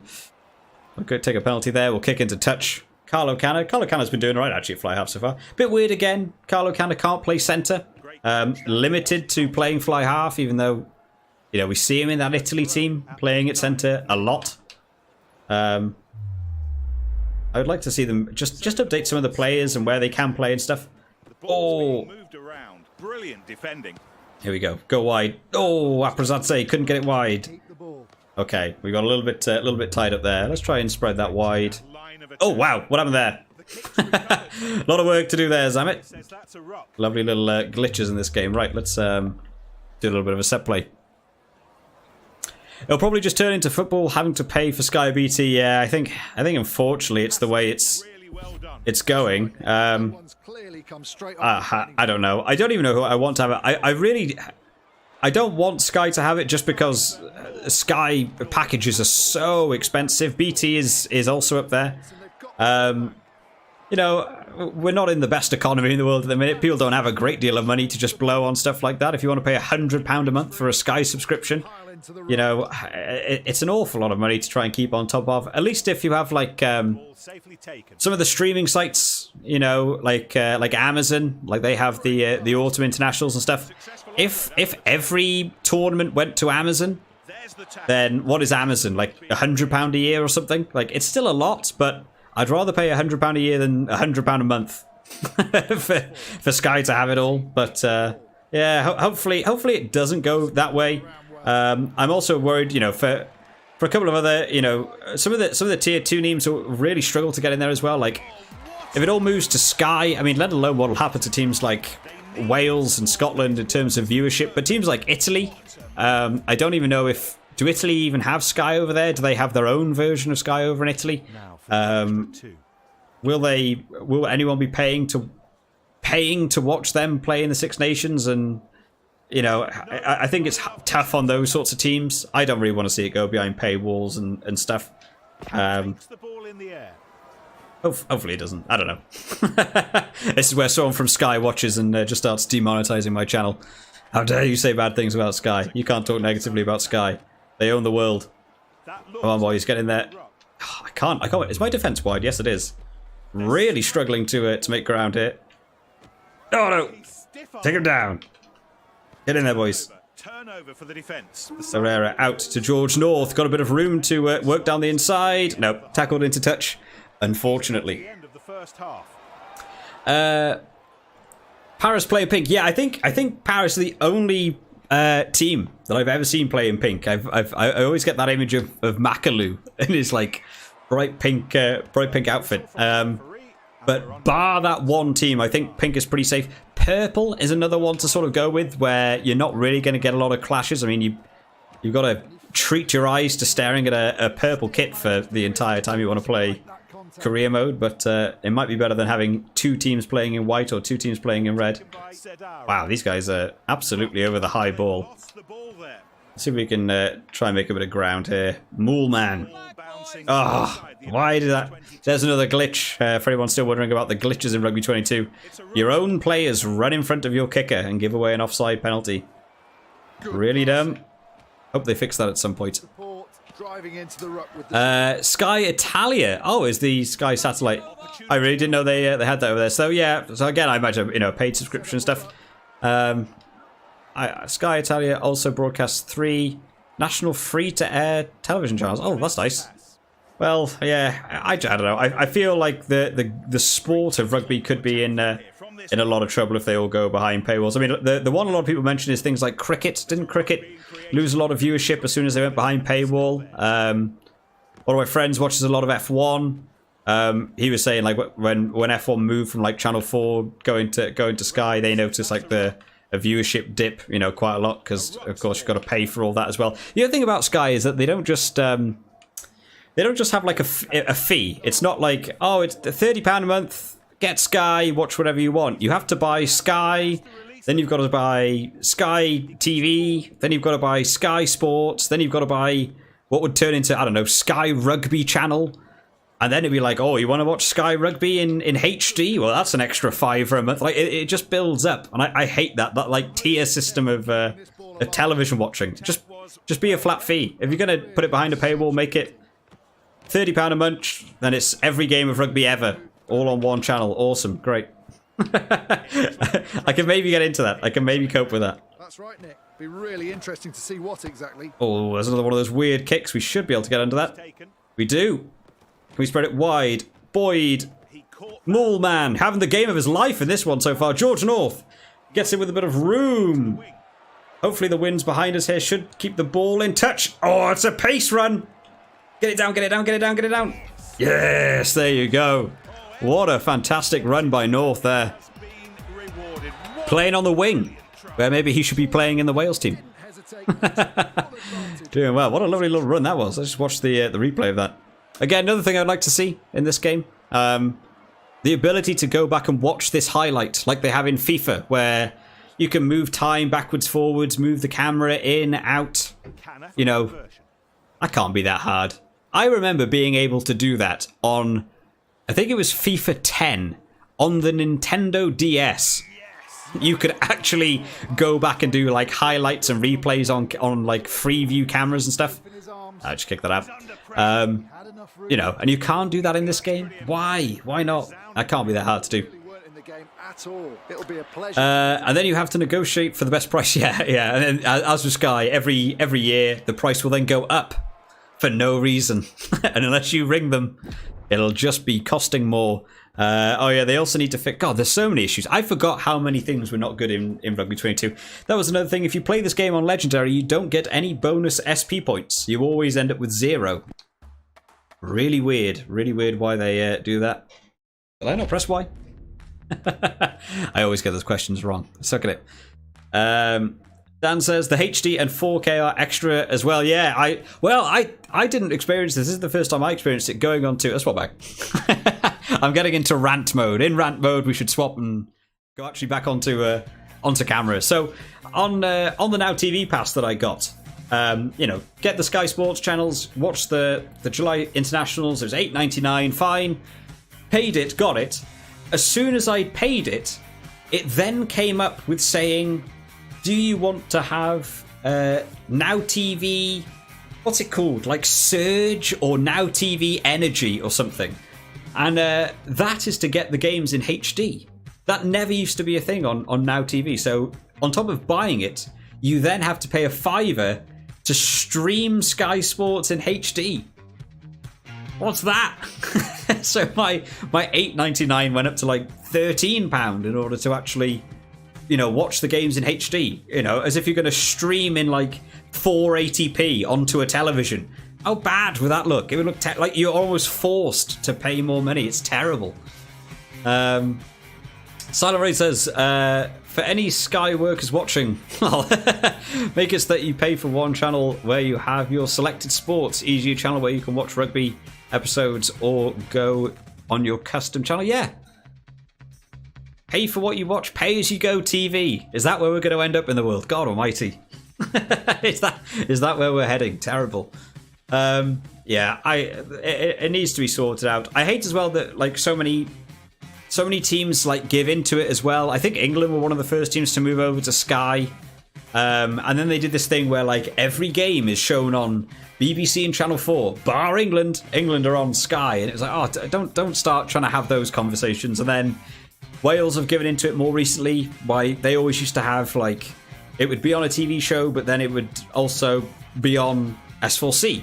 So you can still watch it free. You've just got to watch it with Welsh commentary, which for if you don't speak Welsh, maybe it's a bit of a hindrance. But I never really minded. It's quite a visual sport, rugby. If you know the rules, doesn't matter that much. And then there's also people who do streaming. I've seen that 2 Cents Rugby does streaming. Rugby Guru, who's been on the channel before, he does streaming of the games where he does his own commentary. So if you couldn't watch it in whatever language it was in, you could have that on in the background, have some commentary from some YouTubers and stuff. It's very doable, but yeah, blocking it behind paywalls sucks. Dan said, "Sir, do you want to include sound in your package? Yeah, do you want audio? Do you want cameras, multiple camera angles, rather than this one static camera from the back corner? I'm afraid that's more. Yeah, it's awful. It's going to end up like... Has anyone ever seen... what's the film? Death Race with Jason Statham?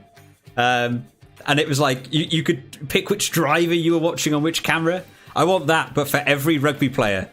I want to see that ball be passed out wide to Zamet and then switch to his chest camera and watch him run in 80 metres to score a try. That'll be $5.99 a month for Zamet Cam. When's that going to happen? What about sport commentary, says Silent Wreath. What, as in listening to sport commentary or watching YouTubers, or me doing sport commentary? You don't want to listen to me do sport commentary. I would just scream and shout at why the ref is cheating in almost every game. You should have heard me watching Andrew Brace. That was a tough watch. God almighty. How that man is still allowed to ref Tier 1 rugby, I will never know. Right, what are we doing here now? Our team is still a little bit messed up in terms of that. We'll skip that. We'll go do some training. What training do people want to see? Let's go over to get recording. What training do we want to do? I used to be quite good at a lot of these training things. Some of them are really boring, and then some of them are quite fun. I quite like the sprinting one. What was attacking? Again, I wish some of these training things were a bit different as well, just the way you do it. Is the kicking one still the kick towards the like the disc? What's it called? The target? Or is it just? No, it's literally just kick. But on the Xbox, there used to be one where you would kick it like a bullseye within the posts. And I really like that. And you get like extra points for hitting it. This is like the free roam kicking, which is really weird. I'm pretty sure that went over. But yeah, you can like move where the ball is. And you have 10 kicks. So you can literally put the ball here. Or you can change the wind direction. Alright, let's put the wind direction behind me. Yeah.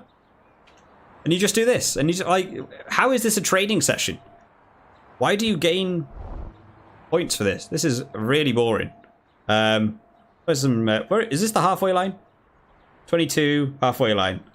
Let's see if we can get some from like just beyond the halfway line here. Or the wind behind us. Here we go. Power kick. Come on, Carlo Canna.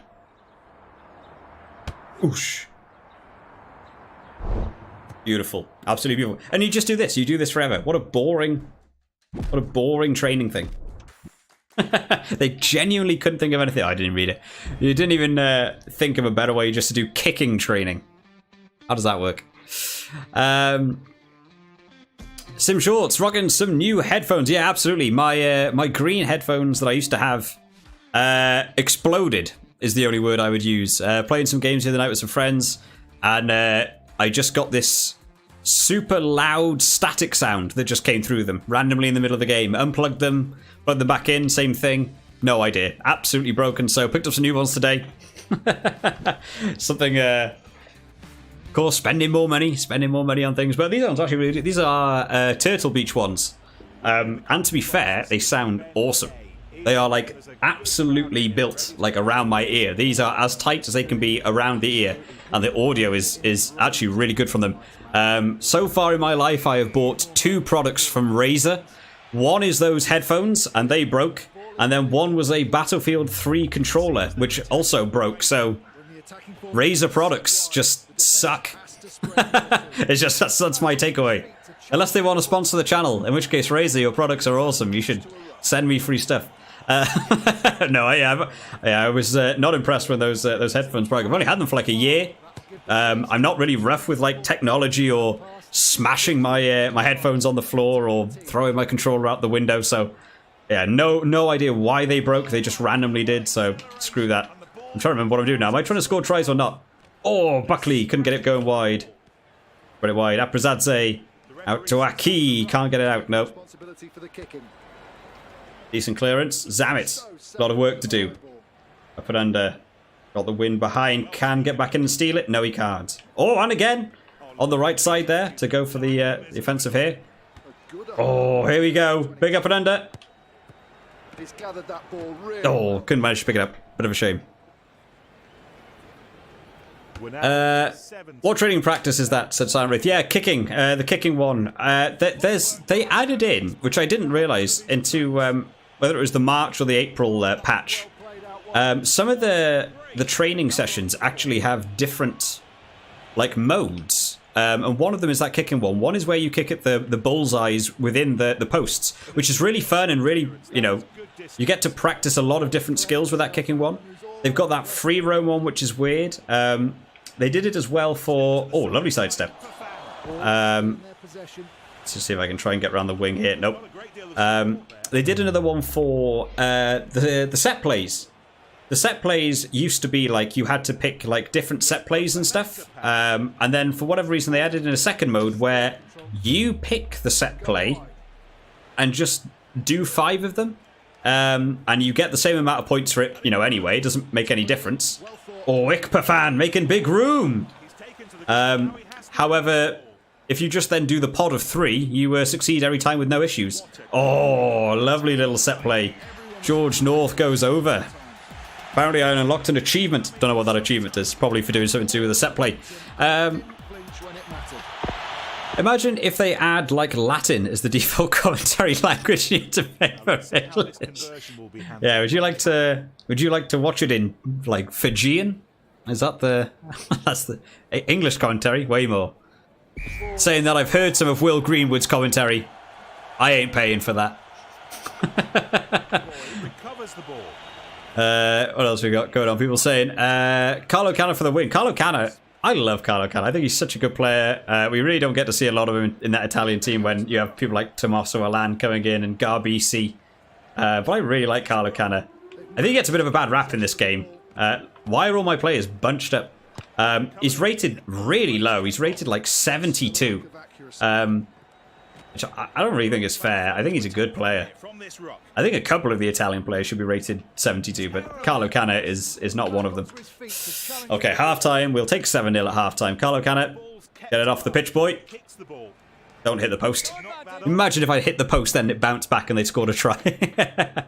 Oh, yes. All right, go. Right, fine. Yeah, knock on. We don't care. Oh, the team synergy is actually going up a bit. That's nice to see. Oh, we got my face is in the way, but like up here, we've got some yellow lines and stuff. We're getting to join the team together now. Slowly, our team is joining up a little bit. Sim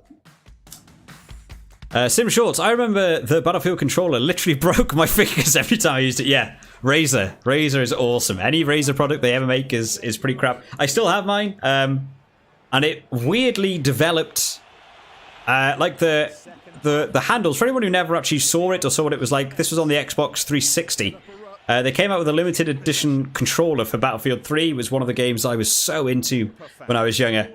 And the handles on the controller had like extra rubber grips and stuff.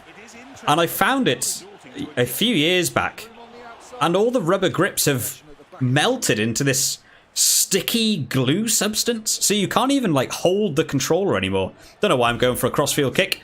Highly unlikely. We'll go for it. Oh, he nearly managed to get there. Yeah, it was horrible. And the controller broke. The left trigger broke after, I don't know, 2 weeks, which was your aim down sight, which in a Battlefield game, highly important. So you end up doing an awful lot of hip fire. If you're playing COD, maybe not quite as bad, but Battlefield back in the day, when you're using a sniper, you certainly want a sight to be able to be aiming down it. George North, here we go. Bit of ground, didn't want to kick it too much. Just found some grass. Oh, good charge down from George North. Putting big pressure on them now. Is that out? Zamet might just pick that up. Zamet does pick it up. Here we go. Grubber kick it. Big pressure again. Oh, we just can't get this to go. Okay. Back corner. Little grubber kick. Oh, I really want to get one of those kicks to work where I kick it over their defensive line and my player picks it up. It's really hard to time correctly. Oh, George North got the footwork. We'll go for a set play. Who do we think? Ikpafan in the middle here. Oh, on the crash ball, doesn't work. Oh no, we've lost the momentum there as well. No, kick backwards, that's absolutely fine. George North, wide pass to Swan, Rebage. Doesn't get it out. Get the pass. Oh man, either side of him. Inside to Canna. Back outside to Zamet. Oh, can't make it work. This game, when you try and play it like actual rugby, it's so hard. Oh, big hit there from Ikpafan in the middle again. Those set plays moving us up. Carlo Canna can't make it through either. And we've reached the end of 80 minutes of play. Here we go, Moolman. Oh, little offload, doesn't work. Oh, there's got to be no one on George North's wing here. Surely if they go wide. And there are overlaps to be found out wide. George North goes over. Is that the second one? Did George North score the earlier one as well? I can't actually remember. Beautiful try. Executed piece of play, all rounded off with I really want Bad Company 3, says Dan. Played so much for 2. Yeah, Bad Company 3. Will we ever get Bad Company 3? Can they ever make a game as good as the Bad Company? I love the Bad Company games. Bad Company 2 was my prelim to Battlefield 3. I played the hell out of. In fact, I played Bad Company 2 so much that I remember I slowly burnt like a ring into the disc. And there was a map. I can't remember what the map was called, but you could go around on jet skis. It was sort of like a foresty map, and you could go around on jet skis, and I actually burnt a ring into the disc because I played it that much. That map no longer worked. I could play every map And as soon as that map came up, it just crashed the game instantly because my disc literally couldn't read it. Samuel says, do you think Eddie Jones needs to go? A lot of people call him Freddie Jones at this point. It seems to be the thing now in international rugby. You're losing a few games in a row, and you get picked away. I think Eddie Jones is just struggling to create the team. That's an interesting sound. What's happened there? my headphones just exploded on me again. Awesome. Maybe it's my controller. Maybe it's not my headphones. Well, it certainly was the headphones. Let me plug this back in here again. That scared the hell out of me as well. Hang on. Let's see if we get this working. Are we working? Back over here. Oh, I've actually lost audio to the game here as well.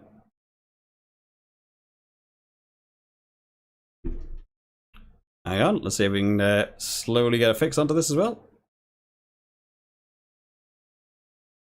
That's interesting. All right, apparently we've lost game audio. For whatever reason. Who knows in this wonderful world of doing streaming and tech issues as it goes. I will answer your question, Sam. I will get back to you. I promise you.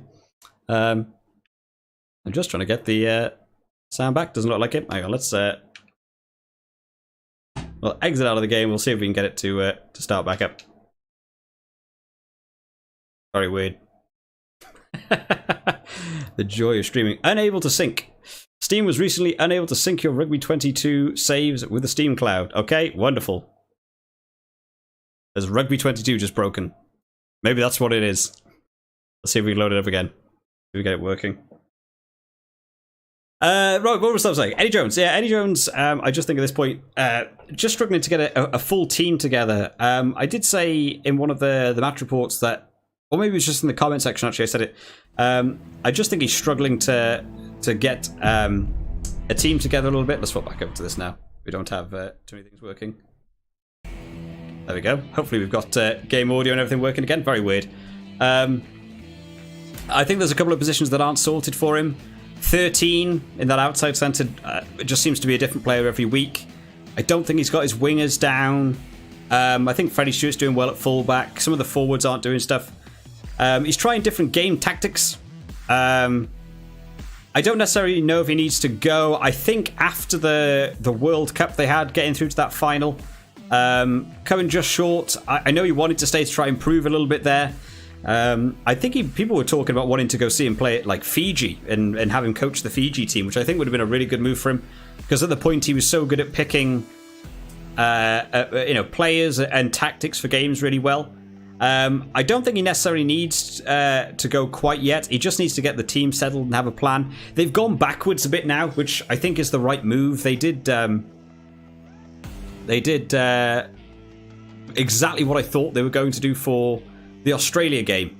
Just have your forwards, do your 6-2 split on the bench, just win rucks, line out, scrums, get it down, use them to launch set plays from. But if it isn't working, the other team will eventually concede a penalty, and you just always take the 3 points. That's what England used to do a few years ago. And it's a little bit boring to watch, but it will win you a game. So in terms of getting towards the World Cup, if he gets the team more settled and they play that game style, it's probably not a terrible move, but I think he's sort of wearing... I think I would probably say Wayne Pivac's in a worse situation than Eddie Jones at the minute in terms of people wanting coaches to leave. Be interesting to see what goes on. I know a lot of people are calling for him to go, though. A lot of people weren't happy after the Barbarians game. And then the Australia first game as well. Actually, a lot of people saying the same. Well, the games went the same way, so I guess that's why the same people were calling for it. Again, it goes quiet. They won the game against Australia last week. And all those comments go silent again, even though, does one game change your opinion that matter? Not sure. What do you think? Drop it down in the comments if you think he should actually be going. I think he'd probably stay. He won't go. He won't go before the World Cup anyway. I don't think any team is dropping their head coach. I don't even know, what are we at? Like 14 months out of a World Cup or something. I don't think it's happening. I think it'll take too long to create a new squad to get back together. Sorry, are you on PC? Check your volume mixer. So yeah, it was not the... I don't know if it came through on the stream. I don't know if you guys heard it. It was like it's like a weird hissing noise. I've only experienced it on the PC with Rugby 22. Don't know why. And just happens randomly. So it just scared the hell out of me in my headphones because it's super loud for me. And then the audio just cut out. So I'm not sure what happened. Closed down the game, start it back up. The IT special, isn't it? Right, we've unlocked a bunch of these things. Dan says audio's back. Awesome. That's what we wanted. In fact, let's swap back over to the game recording here so that you guys can see it. To be honest, I'm not sure how much it affects swapping. Swapping scenes probably doesn't help it that much. You should play Rugby Challenge 4. The game is different and fun and more realistic. Yeah, I've seen a lot of stuff from Rugby Challenge 4. The problem was, who said that? Connor, wasn't it? Yeah, Connor said the only problem was I always used to play on the Xbox. And if you were going to play it on the Xbox, the game costs, I don't know, 40, 50 quid. And you were basically playing as England, South Africa, Australia, and New Zealand. And every other team just wasn't there. I think if you pick it up on PC, you can get mods and stuff for the other teams. So it makes it more viable for me. Does Rugby Challenge 4 have the sideline camera, or is it just you can only play behind players? Because I'm not a big fan of games where you play like directly behind the players and run up the pitch. I really like watching it from like a TV perspective, so I'm not sure if they have that. But I've seen stuff. I'm also not a big fan of the I don't know what you call it, like the mechanic. I guess it's classed as a mechanic, but like where you go to kick a ball and the whole game slows down to like allow you to choose where you're going to kick the ball. I'm not a big fan of rugby games that slow down the pace. Rugby 22 has it a bit with the lineouts, where if both players jump for the lineout, the game slows down for you to hit it. I would rather it be like it was in Rugby 2011, where if you call their lineout correctly, you know, you're more likely to just win the ball off them in the lineout rather than slowing down the game. I might pick up Rugby Challenge 4 if I see it in like a sale, and pick it up and give it a play, because I've never actually played it, but I have seen videos and stuff from it, so I could definitely pick it up at some point. Dan says, everyone always blames the coaches, but certainly in Wales' case, yeah. The union has failed to bring up new players and develop them. Yeah, Wales are struggling. I think that win last week has paved over some major cracks in this Wales team. I think Wales have been struggling for a little while. I think the Six Nations they won, I had a lot of conversations around that, and I was so surprised they won the Six Nations. I really thought they were going to lose to Ireland in that year. I really thought Scotland were going to win that game as well. And then the Six Nations just gone. It's just flat. You know, one of the things about Pivac coming in was everyone was talking about his, bringing over that Scarlet's attack, and it's just not really, been a thing. Oh, I've lost all my, all of my player cohesion. Wonderful. Love this game. Love the little things that break in this game. I might as well skip them for now. Let's do do some trailing. Let's do offensive tackling this time. Is this the dumb one that's broken? Yes. Did you know until 1888, 0 points were awarded for a try? What? How does that work? Sam says, yeah, I agree with you on the Eddie front. Yeah. A lot of conversations around that. It'd be fun to do more stuff like talking about like outside of the general games and stuff, like things like coaches and stuff. Yeah, you have a community hub in game where you can select teams which have been made by others for unlicensed teams. Oh, awesome! So it's actually not hard to like get those sorts of teams. That could be fun. I might pick that up at some point. This is the one where you just sort of watch people lumbering across the field. Here we go. Yeah, go on. Oh, this is training. This is a training exercise in this. Wow, exciting. You know, for everything positive that I say about this game, some areas of this game are very bizarre. Like, it does make you wonder how much was actually game tested. Did anyone test this training mechanic and be like, is this a fun training thing to get into? No idea. Who do you root for in club level rugby? Back when I was watching it a decent amount, I've always ended up being an Ospreys supporter. We've been down to see quite a few Ospreys games, but since like uni, since like I don't know, what was it, like 5-6 years ago, I just haven't been able to catch up with with club level at all. Too many things in personal life and just spare time. You know, YouTube is not a job for me. I have a full-time job followed by other things to do on weekends and after work. I just can't catch up with it at all.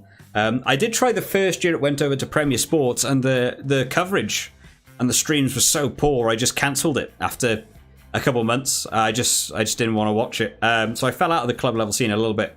If I do find them now, I will absolutely watch a club level game.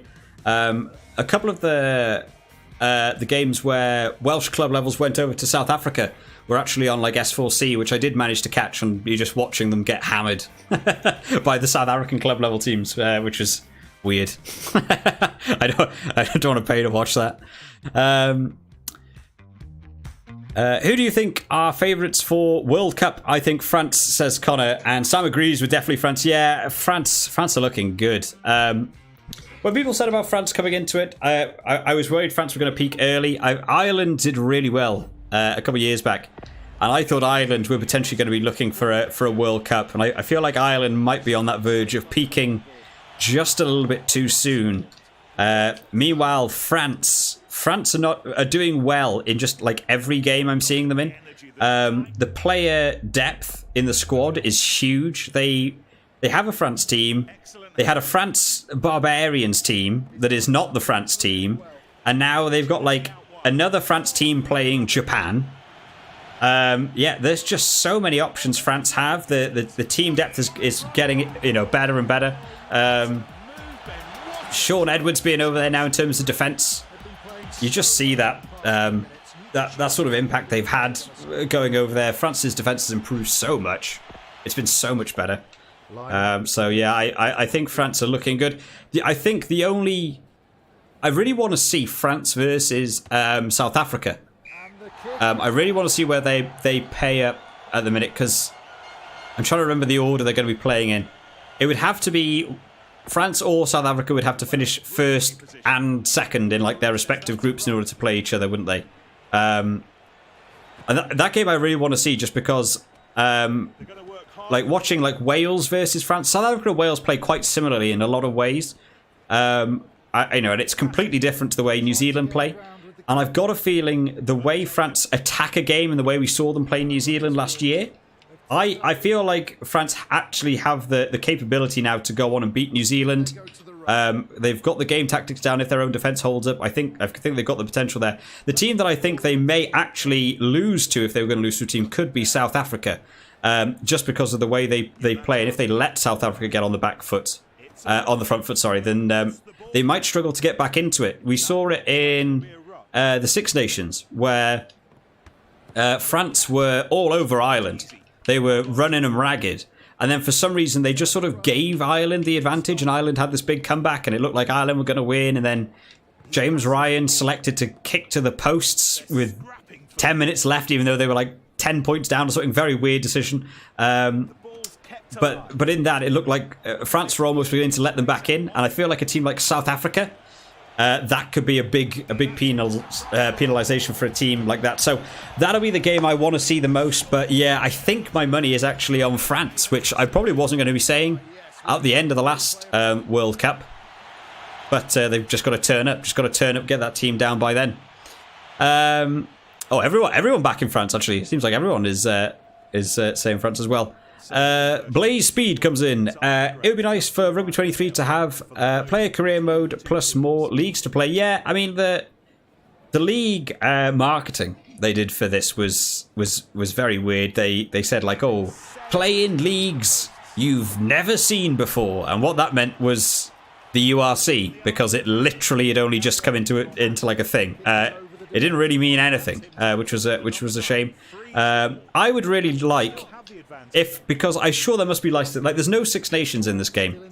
You can't play the Six Nations, but if you play in the career mode, you can play in a Six Nations where you replace one of the teams.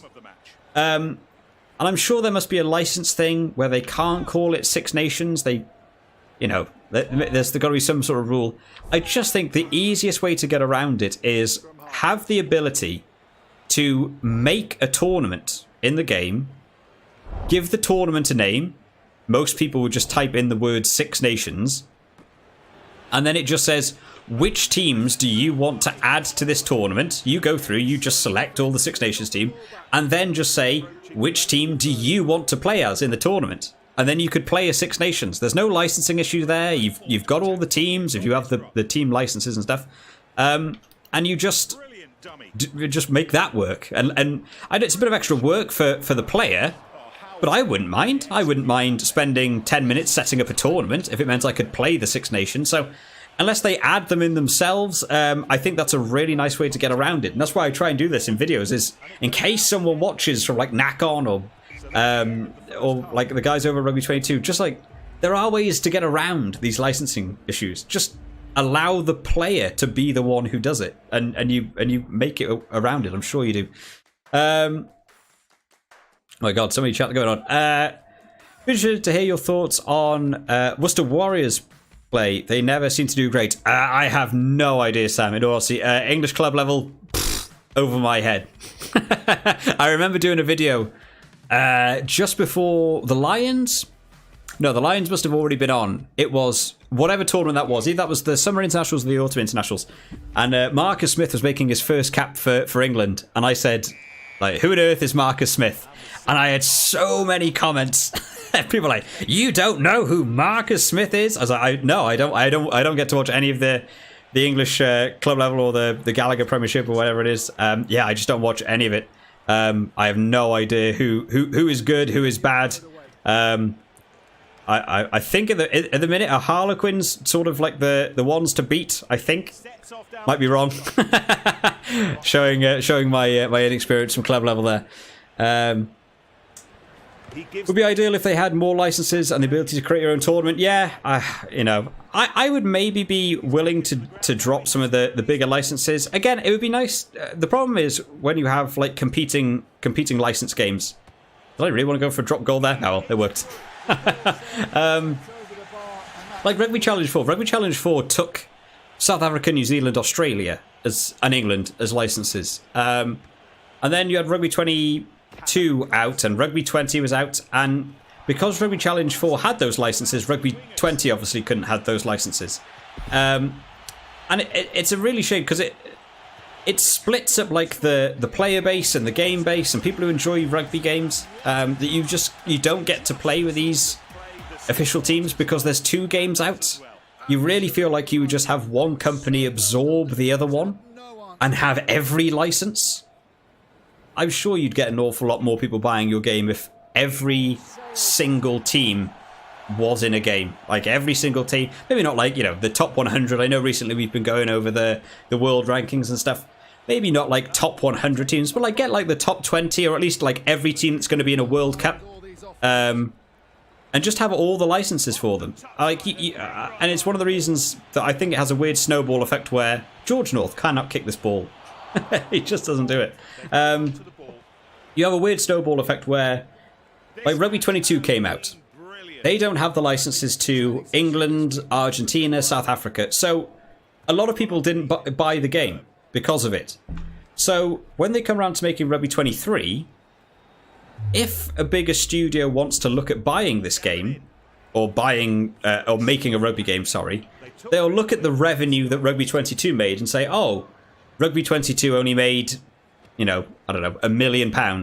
It's like, it's not worth our investment of 5 million to make this amazing rugby game if it only sells £1 million. But if you paid more money and had all the licenses, then more people would buy the previous game and you're more likely to have a big studio invest more money into having a really big game.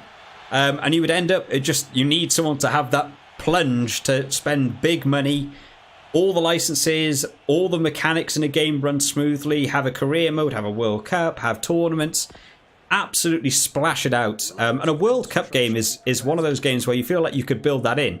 Build it around the World Cup, have all the World Cup licensed teams, and then beyond that, you have, Six Nations. That's probably also going to be all the World Cup teams. Very unlikely to not see some of the Six Nations teams in the World Cup, so they'll all be in there.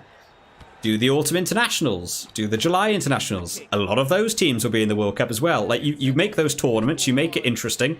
A lot of people are like, oh, I've never got to play like the Autumn Nation series, that was the tournament done on Amazon. You know, not just the Autumn series, but the Autumn Nations Cup. Have that as a tournament. You could absolutely get all the licenses for that for a World Cup miniature tournament. Loads of people who've never picked up a rugby game before be like, oh wow, cool, there's new tournaments. I might pick this game up. That game sells 5 million copies. Then someone like EA looks at it and goes, wow, rugby is on the up. It's selling 5 million copies. Well, we better invest. We better invest in making a big rugby game. And then you have a really cool and then you get a better franchise. But you've got to have someone take that plunge. Sean Edwards leaving Wales, I think was a factor in Wales' performance going down. Absolutely, Sim Shorts. Yeah, yeah. And don't we know it? I mean, you look at games now that Wales play, and it's so scrambly. The defensive line has got better recently for Wales. They are able to hold out a bit more, but as soon as that line gets broken, they just give up and just give away penalties immediately. Which, you know, they just need to just stop it. Losing Sean Edwards, huge blow, but France have reaped the rewards of that one. We are hammering this team. This is on legend difficulty. I don't even know who we're playing. USM. I didn't even pay attention to who we were actually playing. I got too into ranting about rugby. South Africa versus France. Oh, it's on in November. Oh, they're actually having a game, are they? Oh, that's awesome. In Orange Velodrome. Silent Wraith with all the knowledge. Yeah, I haven't actually kept up with what the games are for the... I saw the Wales games, and they play, like, New Zealand and Australia and Argentina. I was like, oh, you know, they're just they're just going to lose every game. It's not fun. I don't want to watch that. So I didn't look more in depth. South Africa versus France game I'm really looking forward to see.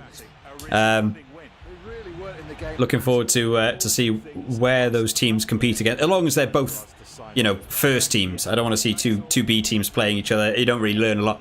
Two first teams playing each other, really, really exciting to see. I think that would be a lot like when you get to watch the Southern Hemisphere, when you see like New Zealand play South Africa, how tight those games are, as how I sort of see a France versus South Africa game going. Oh, we did a challenge, apparently. Play 7 games. Brilliant. What do we do here? Dupont. Of course it's Dupont. Why wouldn't it be Dupont? So back over here for a second. Oh, man. My mouth's getting dry. Forgot to get a drink before this stream. That was silly of me, wasn't it? What are people saying? Japan have been giving France a run for their money, man. Yeah, Sam, I said a little bit earlier on the stream, I haven't actually caught any of the highlights from those games. The last game, they only lost by 5 points. I haven't really been watching like the highlights to see if it's like a first team France, but there's enough big names in there. Like you see, like the scores for France, there's, you know, Damien Penaud, Marvaca, you know, there's still big names in there. It's certainly not like a B team France where you've got like 10 new cap players. So, and Japan were off for a little while. I didn't think Japan played brilliantly against the Lions when we saw them. And then I saw them... Who did we see them play after that? I saw them play a couple more games. And they... Oh, Ireland. It was Ireland in like the autumn series, wasn't it? And they just got monstered. And I was like, oh, it's such a shame that Japan fell off that World Cup hype. They were really up there. They just sort of looked like they were dropping. And I thought Japan versus France, I thought was going to be, you know, 50-0ers in a row. I thought Japan were falling off. So nice to see that that Japan are competing again there. Leicester won. Oh yeah, in fact, it's probably a question. It's probably a question in the game. I just always just press A and see what happens. I forgot there's no music playing. Have that in the background as well. Bit of noise. US Montalban, I think. Yeah, could well have been, to be honest, Wraith. I have no idea. I'm so bad at looking at it. Yeah, ULC season winners with the Stormers, and then Montpellier won the top 4. Montpellier won the 40. Yeah, I saw the Stormers win. I actually saw the final match, or I saw like a repeat of the final match. And the South African club level teams came out of nowhere. I saw them beat Leinster, and that really took me by surprise. And yeah, they look really impressive. 2 South African teams in the final. Stormers going on to win. Really nice to see. Super Rugby. Oh, I actually didn't know about the Super Rugby. Crusaders won again. Yeah, Crusaders were I've always I used to put bets when I used to watch the Super Rugby Aotearoa when it was the Aotearoa, and now it's like back to Super Rugby officially. And I was putting bets on Crusaders to win, like every year that I was watching it, because the Crusaders just seemed, you know, much higher levels. As someone that didn't know a lot about New Zealand club level, they seemed to be on the bet. It was always Crusaders and Blues. And then a lot of people left the Blues. I know Bowden Barrett went over to Japan and stuff. Crusaders lost a couple of people, but not like key players. And I remember putting bets on Crusaders to win. And I think they played a final against like the Chiefs, like last year. I think it was the Chiefs. And I got so nervous because I remember watching I wasn't able to watch the game live, but I saw the final score, and they only won by like 2 points. And they were losing for most of the game. I couldn't believe it. So Crusaders actually won. I thought Blues were on it to win this year, actually. I haven't heard anything about the final for that one. But from looking at like the game's tables and stuff, it looked like the Blues were doing really well. So good on Crusaders for winning that. Probably why you see so many Crusaders players in the New Zealand team, to be fair. Connor says, Japan is so good against teams that are better than them. Example, Ireland 2019 and South Africa a few years ago. Yeah, I mean, when we did the... Oh, I don't know if I had the channel up and running for the last World Cup. I think I started the channel just after the World Cup. And I had it down for... I thought Scotland and Ireland were going to get out of that group. And then Japan beat Ireland. And it got real tense. And it was Ireland, and then it was Japan versus Scotland in that final game. What a great game that was. On paper, Scotland should have been winning that all day long, and Japan just came out of the blocks, looked absolutely brilliantly. And then, like you say, that's the game that Japan always go back to, that Japan versus South Africa team. They can turn it on, and they have talented players. They just need, you know, good coaching and the ability to take on the bigger teams, and they absolutely are capable of it. Montebo. Oh yeah, right. Don't wait for me to do pronunciations correctly. Believe me. Oh, you should see some of the comments that I've had about trying to pronounce some of the South Africa and New Zealand player names. I just suck at pronunciations. I'm awful at it. I really tried to learn them. Montebo. One of them. Yeah, some of the players. Who was the New Zealand winger? Lester Fainga Naku. Wow, did that take me a long time to learn that one? some lengthy learnings there. Super Rugby Aotearoa, yeah. Crusaders 24, Chiefs 13. Yeah, that was the one I remember. What should we do here? Jacqueline kicking. Oh my god, what do we want to do?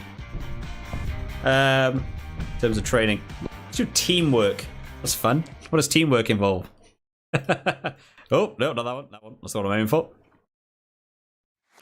Successful set plays. Teamwork. Here we go. Right, so this is the one where it tells you which one you have to use, which I quite like this one. Did it fail? Looked like it worked. This is the one that I quite liked because it gets you to practice some of them. But there is another one where you manually pick which set plays you're doing. And that's rubbish because you just pick the easiest ones and do it all the time. Unfortunately, that you don't get to use a lot of these set plays in the game because they just don't work. That would be nice to see. Hard to teach you virtually like this, yeah, probably.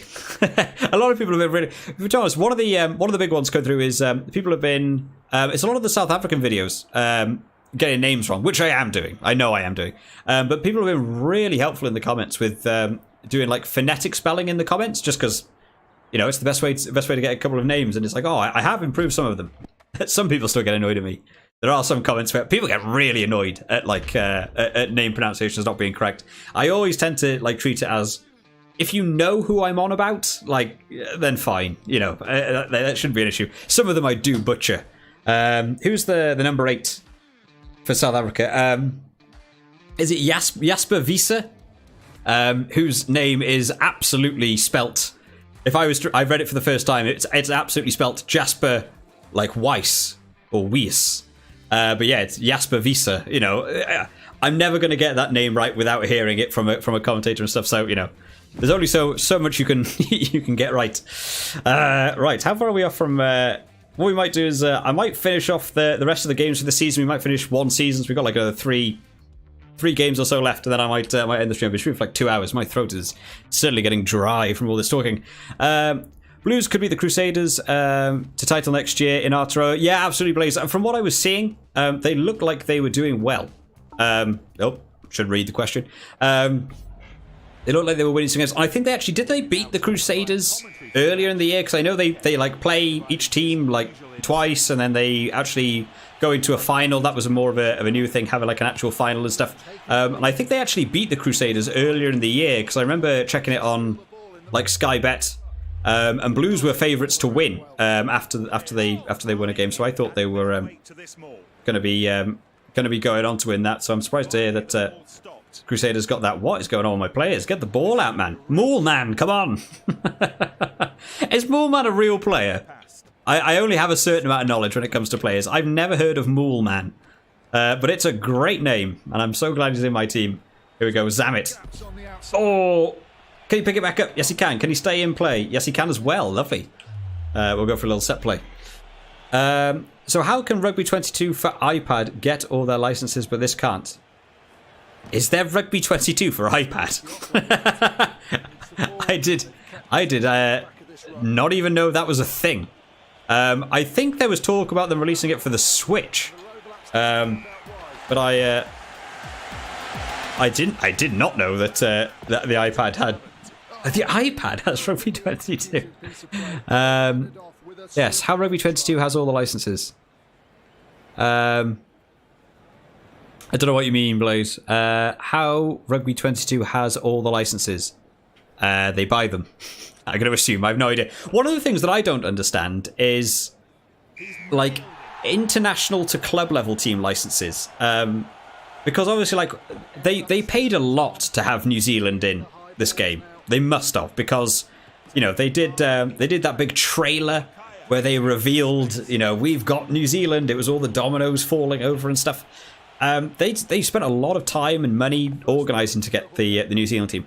So if you have the New Zealand international license, why do they not have the New Zealand club level licenses? I would have thought it would be like an encapsulating thing. Like, I would have thought that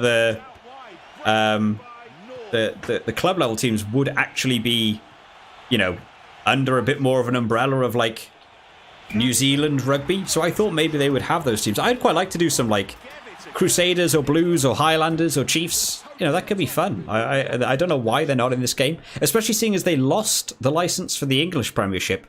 That would have been a really nice way to try and recover it, because they've also got the license for all the Australian teams.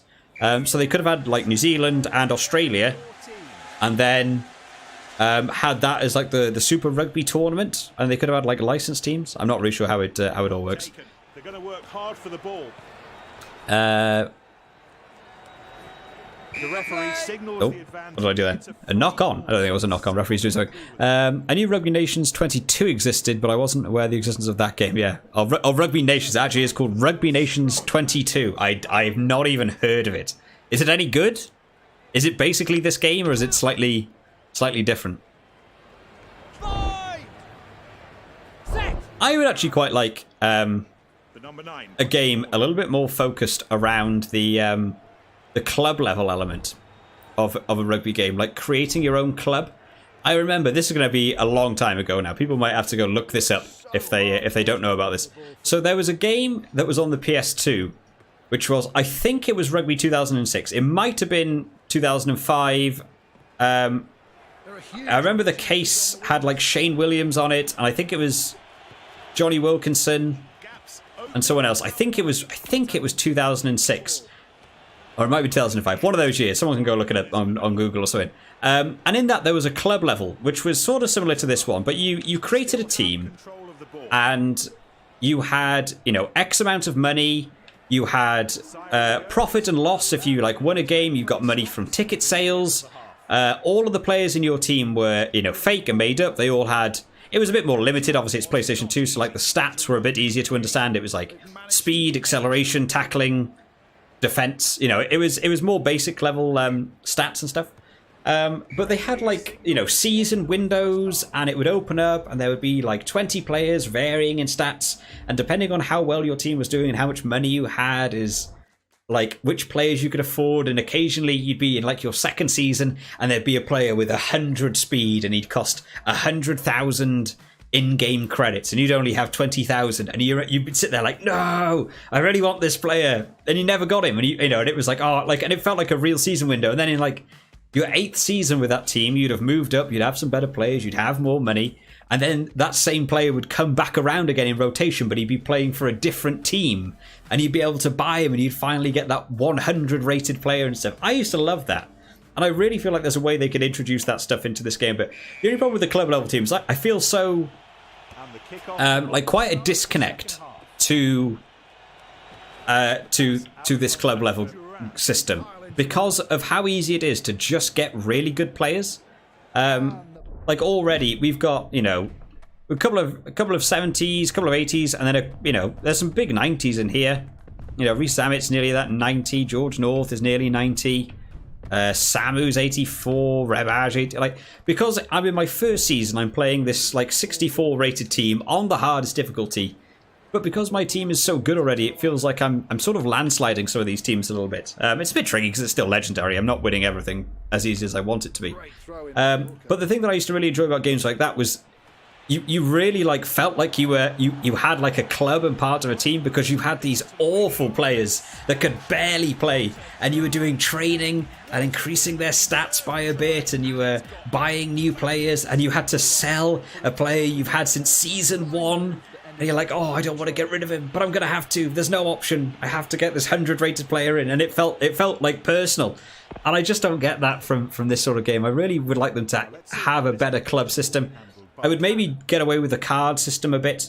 And just have you having players. Do like a fantasy league. Absolutely. Have like a fantasy version of the club and have this exact layout. Create your ultimate team and smash through. But I would like to see them do a club level based thing where it's a completely made up team and they have completely made up players, and you buy made up players and or real players. But you buy them from the teams and then it affects those teams. Like if you buy Reece Zammit from Gloucester and you spend a load of money on him in your career, great, you've got Reece Zammit, you're now poor. However, the next time you play Gloucester, they don't have Zammit. You know, I'd like it if it affected in-game club level, but it didn't affect your quick play matches. So it wasn't like a permanent fix, it was just for your club. And that way you could build a team in these like season windows to buy player stuff. I think it'd be really cool. I'd love a game like that, but I think maybe too much effort for a rugby game to get on that sort of level. Probably had to pay extra money for the New Zealand clubs, like Sky subscriptions. We've really ragged on Sky today. I love it. Everyone in. Oh, have I already pressed the kick? Oh no. Canna. Big boot boy. Nope. Not going anywhere. It's alright, but has no licensed teams. Quite addictive, but it takes ages to rank up in the leagues. Oh, so it's actually not like a terrible game. Kicking at a goal can get very challenging at first. Yeah, well, I thought that about this game. I thought the way the kicking system was, because you play so many games where your kicking is, aim at the post and then a slide bar that was, how much power, and then whether you're going to kick it in the right direction. And I quite liked this kicking system because it was new and it was quite difficult when you first start off. It's quite... How does that not get into touch? Terrible pass. And it was quite a lot of fun to get to learn this kicking system with the kick towards post. But after a few hours of playing it, you really begin to get used to the kicking in this game, and then it actually becomes not very challenging because it's actually easier to get more consistent kicking in this game than the ones with slide bars, I think. Come on, North. Actually kick a ball. Well done. And again. No, well, no. I think it's his first, continuation kick so far. Here we go. Spread it wide. Moolman in the middle. No. Goal. Drop back for a drop goal. Just to be a little bit punishing. Oh, off the post. Close. It would also be nice if you could become manager, head coach of a real team, like Scarlets and Sign Players. Yeah, you can do the season on this, like the Scarlets, like you say there. But again, it doesn't feel like it has a great deal of impact. You're not selling players, you're not buying players, you're not looking after, prices and money. You just play games as that team in a tournament. And again, wouldn't it be cool to play as your favourite team, but maybe someone that's said earlier on, I enjoy watching the Ospreys. I'd love to see Zammit in the Ospreys. Wouldn't it be great if I could play as the Ospreys and then buy Zammit, put him on the wing? You know, great. Mix up your team a bit rather than just having the same team. I don't like the way you just buy OP packs in Rugby 22. Also, the way you can just have 2 Sextons. Yeah. Oh god, the pack system in this game. Oh, I kicked it again. They obviously wanted to copy FIFA in the pack idea. I got that in Rugby 20 with the way it was done. Yeah, I don't think they've nailed it correctly. You shouldn't be allowed to, like, just pick these mega players in your first season. I'm not sure how they could fix that in terms of trying to keep the card system. The actual card system in terms of having multiple of the same players is really dumb. That is something that I have not enjoyed for a long while in this game. Is the nice little grubber kick there from Zammit. Just doing everything on this team. I mean, that's the exact point, actually. We got Zammit, and he's scoring almost every try, because it's the first season, and we are just hammering this team, unfortunately. Yeah, the pack duplication system is so weird, how after you've unpacked a player, it doesn't make it less likely to unpack the same player, which I think was a real easy fix, which they just didn't do. Like, I like that you can buy players up here. Really like that. Really fun. That makes the game more interesting already. But something that I remember being weird was in like the booster packs, I was really trying to unlock, like I was saying earlier on in the stream, I was really trying to get Bowden Barrett on the Xbox so I could, you know, have him in my team. So I was buying loads of these All Blacks packs. They cost loads, like 100,000. You know, you earn, if you play on Legendary, you earn like 2,000 a game. It's like 50 games to buy one pack. You get like 4 cards, and I bought, I don't know, 5 or 6 New Zealand packs, and in every single pack I got TJ Piranara, Braden Enor, and in most of them I got Hoskins Tutu. In every pack, and then there'd be one that would change at random from, you know, Rico Ioane to Richie Mwanga. Like, it would change loads. But loads of them just stayed exactly the same player. And after you have 9 TJ Piranara, there's not even anything to do with them. And the amount that the players sell for in this game, like, you know, TJ Piranara is like 1,000. You'd have to sell 90 of him or 100 of him to get back up to buying another pack. It needs to be worked on. It's just amazing they don't fix these things, because it doesn't take a lot either. It takes 2 or 3 days of playing this game to really find a lot of the weak points in it. And you think if you're doing games testing, you must test it over longer periods than that. So I'm surprised these things don't get picked up in games testing. Can't remember who was mentioning it before about the stat boards and stuff working in the My Missions. It looks like they're all working. I've already completed that one, and everything is being tracked on Steam for me for all these ones. So yeah, I'm not sure how to fix that. Hopefully there'll be a way to fix that at some point and actually do it. It's less of a career mode and more of a FIFA Ultimate team, except done poorly. Yeah, Connor, I agree. I think that's almost exactly what it is. It is. I don't know what about it makes it feel like a career. You know, we're back up to 87,000. If, you know, we play another, you know, 2 or 3 games, I'll just buy a New Zealand pack and I'll just put those 4 New Zealand players in my team, and by then we're playing 70 rated teams with 90 rated players. God, all of these feel really like quite poor as well. Let's do kicking. Let's see if it'll go off. Yeah, it's Leicester. We know that. Silent Wraith helped us.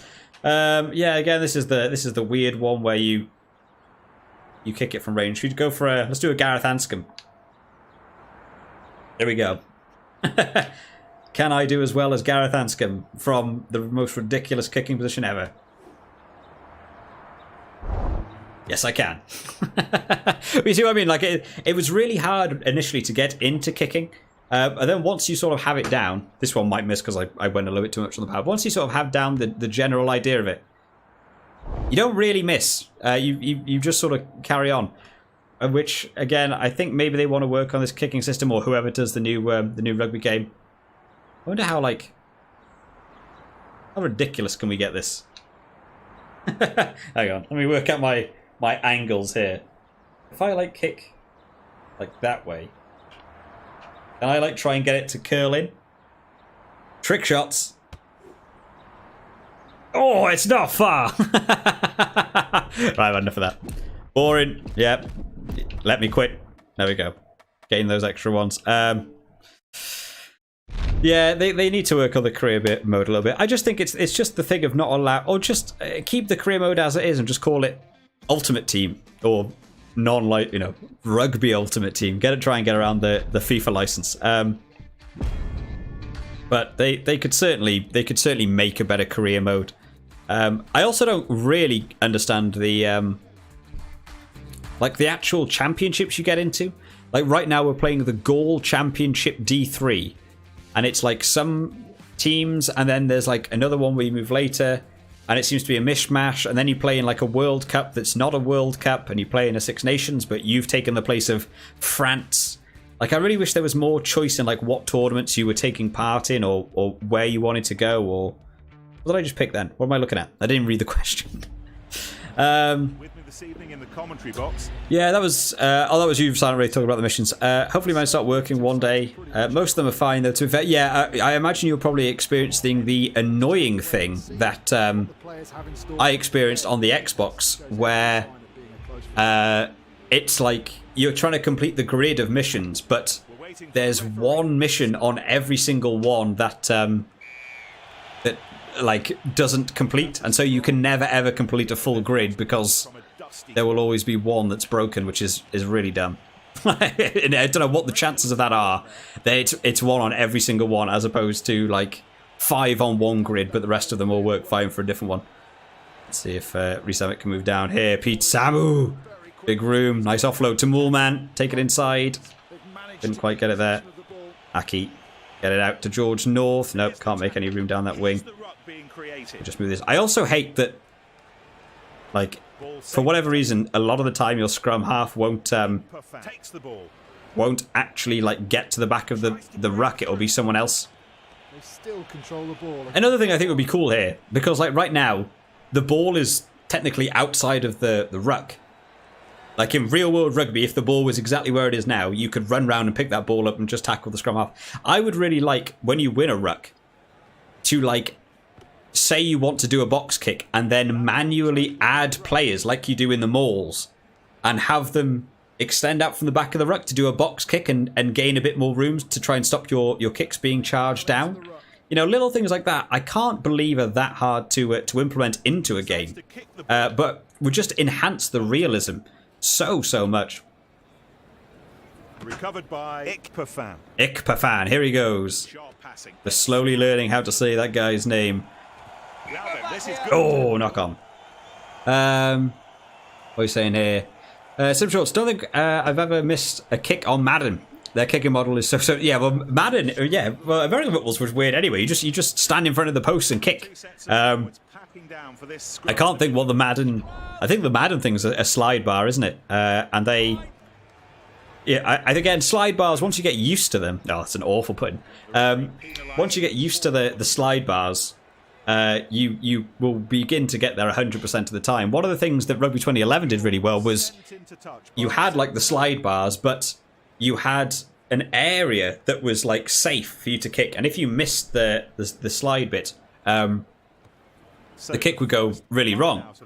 And the worse team you were, the smaller that gap was to get it right. So it made it feel like you were playing with a lower rated team, and I really liked that because it was trying to win a World Cup as Namibia really hard, because it's really hard to get any points anywhere, let alone how hard that game actually was in comparison to something like this game. He's keeping the ball in play. They've got space out wide. Oh, stop it. Somebody tackle him. He got around like 3 players then. Come on, there we go. Pedro took his message away. Yeah, I was going to say about the career leagues. What's the goal name in the info? Yeah, I'm not sure. They've obviously got. I don't know. I would really love at some point if I could have some sort of contact with the guys over at Rugby 22. I was a little bit surprised actually. I know this might sound arrogant. I hope it doesn't sound arrogant. But like I said earlier on, when we were doing the coverage of Rugby 22 before it came out, the only two people I ever saw doing like content around this game was me and the consistent guy. We were the only two that I ever saw have videos about Rugby 22. I'm sure if you're from France, you probably got some French rugby YouTubers that might have done it. But I'm just talking like UK based. Anything that ever popped up on my timeline was me and someone else. And we were both covering that game, like from its announcement, through teams being announced to gameplay trailers. We both did a lot of coverage. And when the game first came out, I was like tweeting at Rugby 22. Like if you Google or you YouTube Rugby 22, at some points it was only like my videos that would come up. I could only find my videos. The consistent guy would have some videos in there as well. And I really thought eventually someone from Rugby 22 might go on YouTube and look up their own video game coming out and be like, what is people thinking about it? Or Nakon might look at it and be like, what's the response like?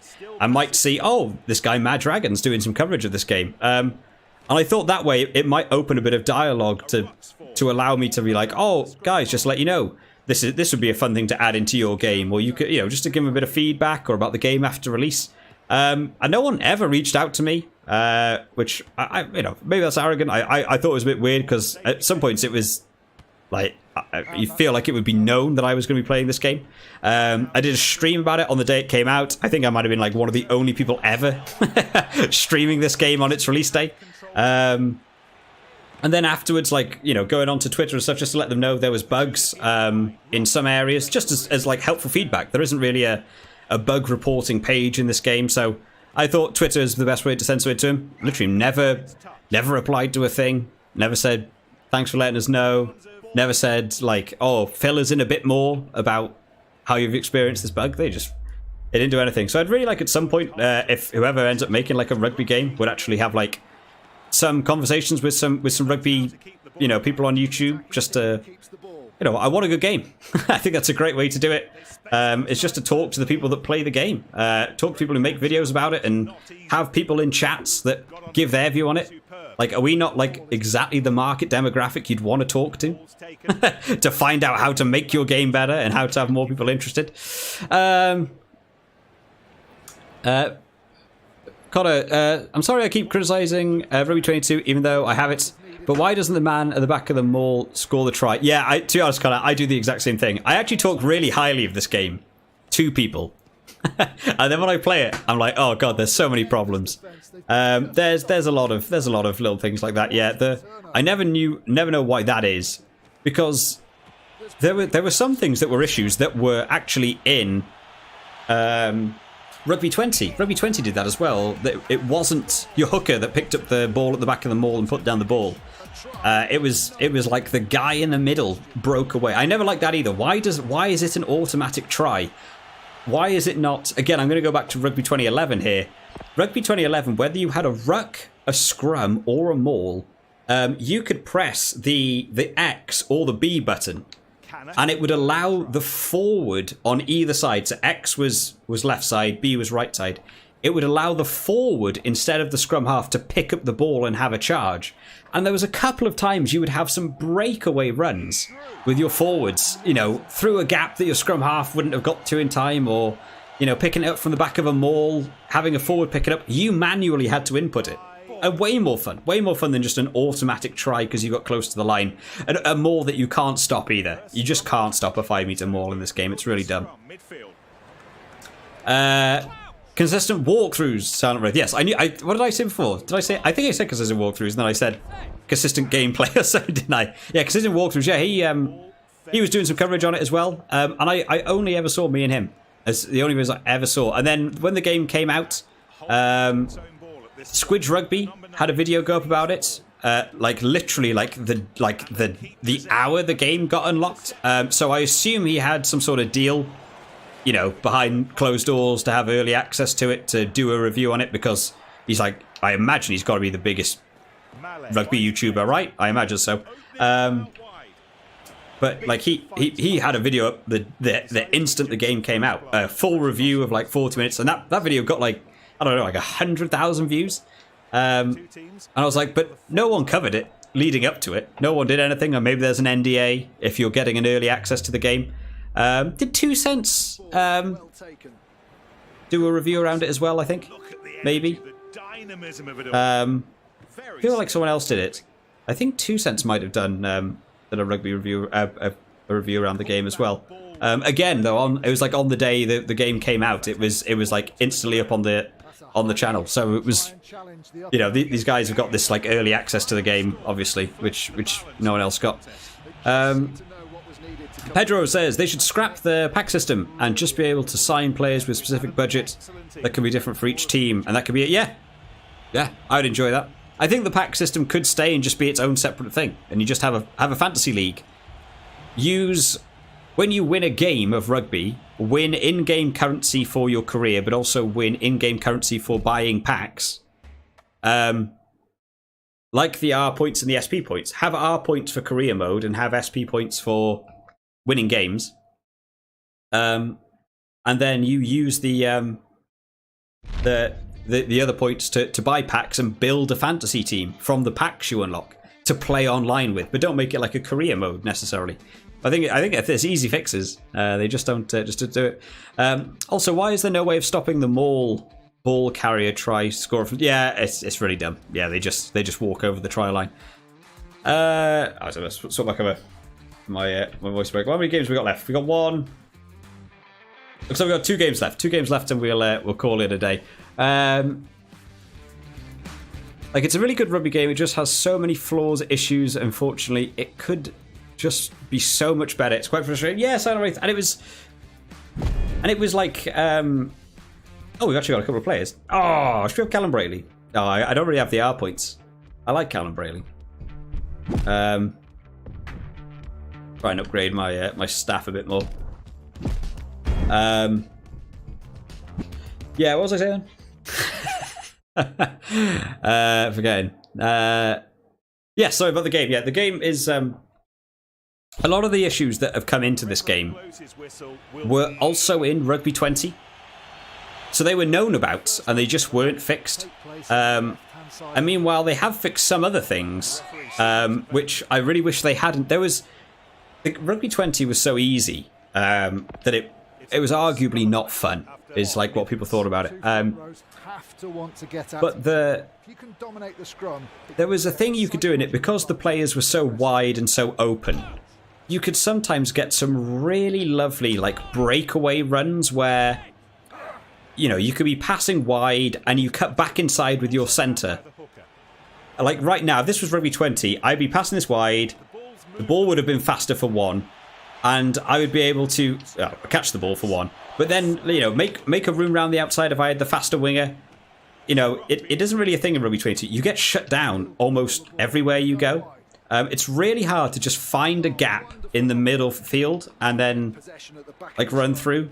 Like, it's so hard to get going. And I really wish they kept that. And another thing was the interceptions. Remember in like Rugby 20 how much fun you could actually line up and you could run with a player exactly where they were going to pass, and you could intercept the ball. And in this game, it doesn't really work. It more like the players themselves, depending on the pass and where they are stood, is what allows them to get the ball. It's not like you can manually try and get in the way of the ball to have an interception, sorry, which is a shame. I'd really love them to add that back in. Or even do it as a quick time event. You know, Rugby 2011 had quick time events for an awful lot of things, and it was fun. Getting a tackle on a player with your last man would allow you, if you got your players to the ball first, you could tap X and you could jackal the ball and take it off the player because you got to them first before their forwards got into the ruck. And it was a quick time event. If you missed it, you missed it. You don't get the ball. And you had to be on it. And I really liked that. And I think it could work for things like interceptions. If you're running and the ball could be intercepted, quick time event, press X or press one of the buttons and your player is able to intercept it. Press the wrong button. Maybe it's like a deliberate knock on. Maybe he just misses the ball. You know, and you could add a bit more like free-flowing, like attacking rugby. As opposed to at the minute, it feels so hard to sort of gain, especially on like Legend, that we're playing on the hardest difficulty. So it's hard to make ground anyway. I just wish there was a bit more room to open up.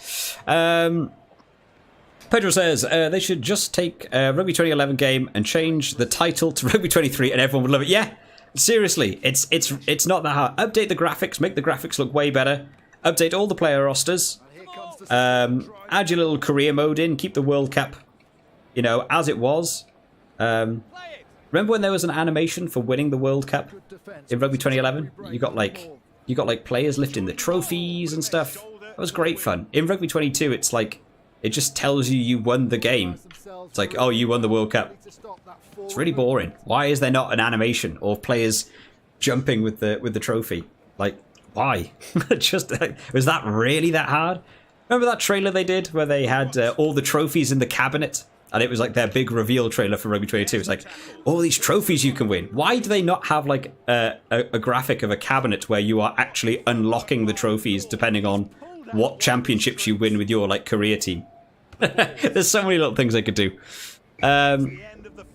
Silent Ray says, yeah, 2 cents to a game review. Yeah, I knew someone did. I don't really follow a lot of like other YouTubers that do rugby. It's one of the weird things. The only person I've ever like spoken to, I've done a video or two with Rugby Guru, who's a South African YouTuber who talks about rugby. But I don't really watch a lot of other people's stuff. But when Rugby 22 came out, I did see a couple of like obviously Rugby 22 has reached out to the bigger YouTubers. It makes sense. That's like a marketing thing. Go for the guys that have 100,000 subscribers, as opposed to me at the time. I must have had like 1,000. So maybe I don't even know if I had 1,000 subscribers then.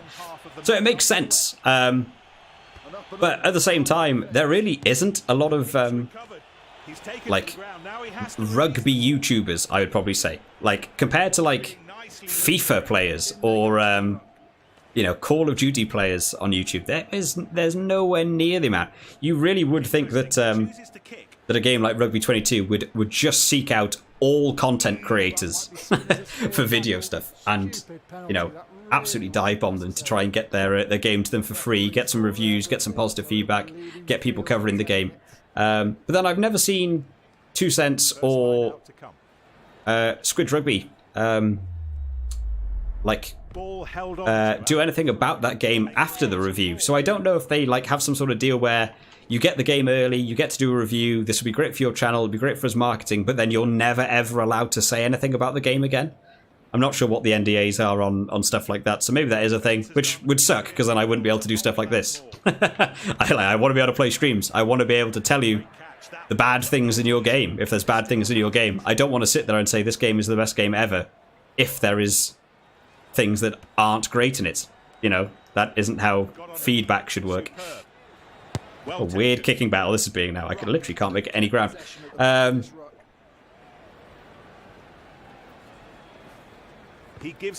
Jordan says, what's up with... Hang on, let me just see if I can get George Norton around the outside. No, we can't.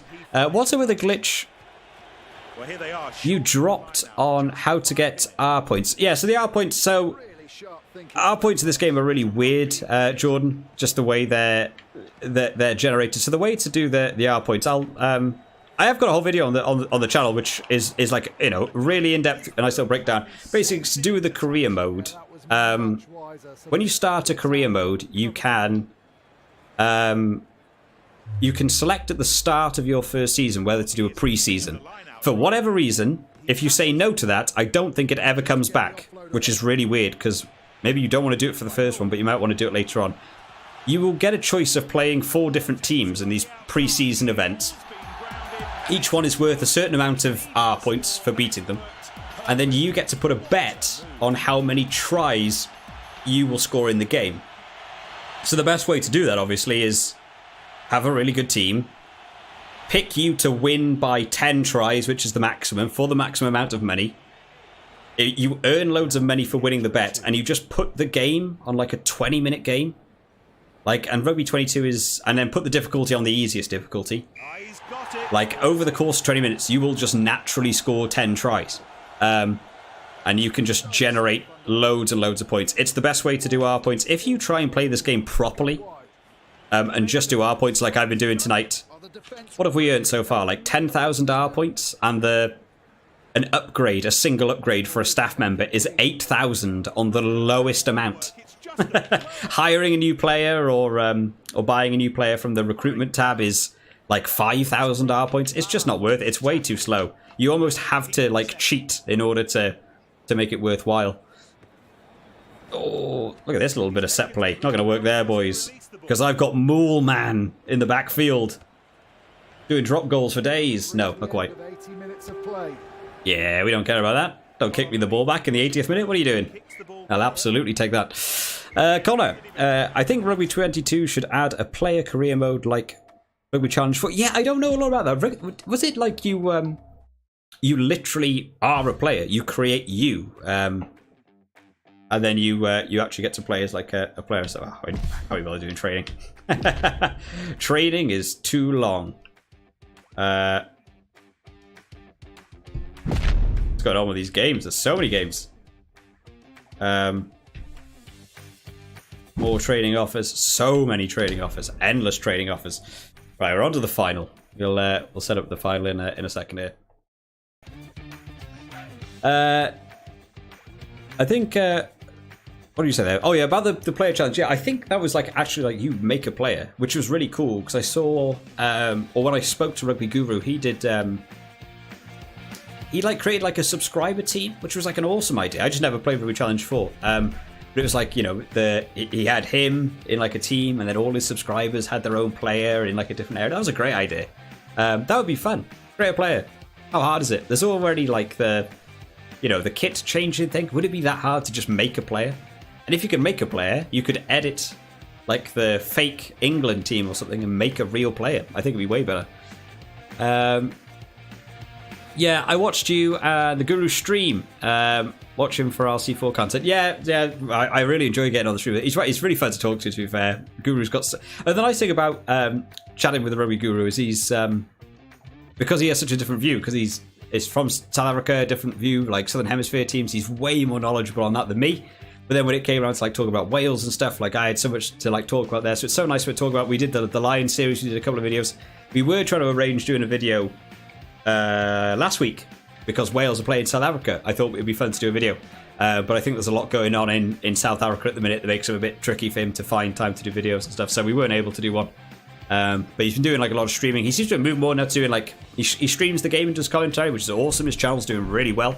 From what I've seen, he's up to like 7,000 subscribers. He's like, I don't even know what 7 times is. 7 quadruplated in subscribers in like the last year. It's awesome. He's doing really well. That content's obviously doing well for him. I like doing this. I like talking about rugby, but I like playing games and stuff. So this will be where I'll be. You probably won't be seeing me do like commentary stuff for a long time. I'm too angry. I'm too angry when I actually watch a game of rugby. I just shout at everything. So you probably won't enjoy it. Hansi, took me a while to get to work through the streaming backlog, but I am now live. Oh, awesome. Hey, you've caught up on the thing. Unfortunately, I'm going to be playing the last game in a minute, so if you managed to caught back up, that's positive. You managed to hopefully get past the bit where my audio went berserk and my headset just turned into a hive of bees. Don't know what that was about. I really hope that didn't come through on the stream. Hopefully that was just in my headphones. Right, guys, we are on to the last one. We'll do this one. We'll unpack some packs.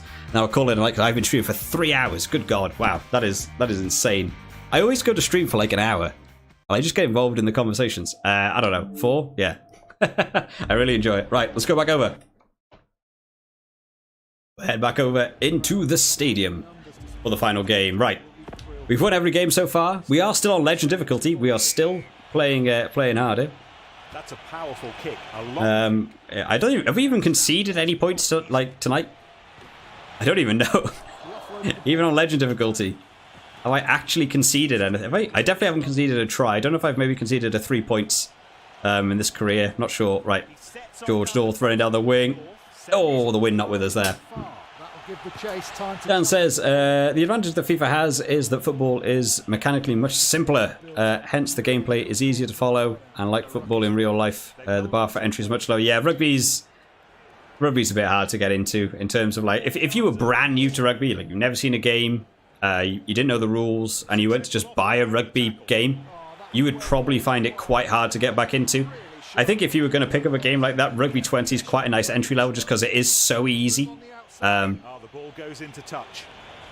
But yeah, again, I just don't think it helps any of the fan base. Again, it was one of the things I remember them talking about when they had like the new head of rugby. If anyone remembers this from like a year, 2 years ago now, maybe even longer actually.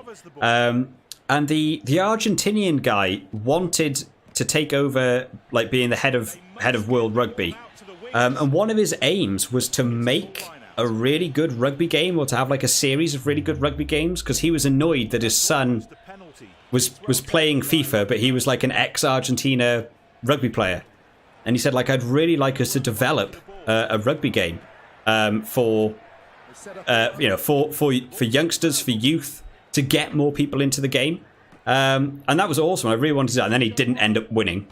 So obviously some other guy took over and then said, no, in fact, the way to improve rugby is put it behind a paywall so that less people can watch it and learn about rugby and learn the rules and learn how the game works.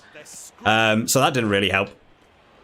But that would have been great. I'd love for someone, right at the top end of rugby to actually, take a step towards trying to make a good rugby game and have more people involved. Because, yeah, I don't know who's going into it. No one's going into a shop and picking up a rugby game anymore. Games are online now. So the game has to look interesting by the visual side of it. The marketing for Rugby 22 was so bad. Remember, the screenshots they had for the game looked so bad. They just had these like default teams because they weren't allowed to like say who was licensed. They had these default crap made up teams, and they looked awful. And that was the box art. They put it on the box, like on the back. It looks so bad. Like that. No one is ever going to buy this game who's never owned a rugby game or doesn't like rugby. It's just really annoying. Like they could do so much with it and get more people into rugby. And the best way to start is with video games. Not a lot of people are going to go down a pub and watch a game of rugby having never known anything about rugby. It's quite hard to get into. A couple of my friends have started getting into rugby because they watched it with me, and I'll sit there and explain the rules to them and why penalties are done. My girlfriend's got way more into it recently. Because I'm forcing her to watch it on the weekends to do my match reports and stuff. But she'll ask questions about penalties and stuff, and some penalties get past me. We saw it again the weekend just gone with the...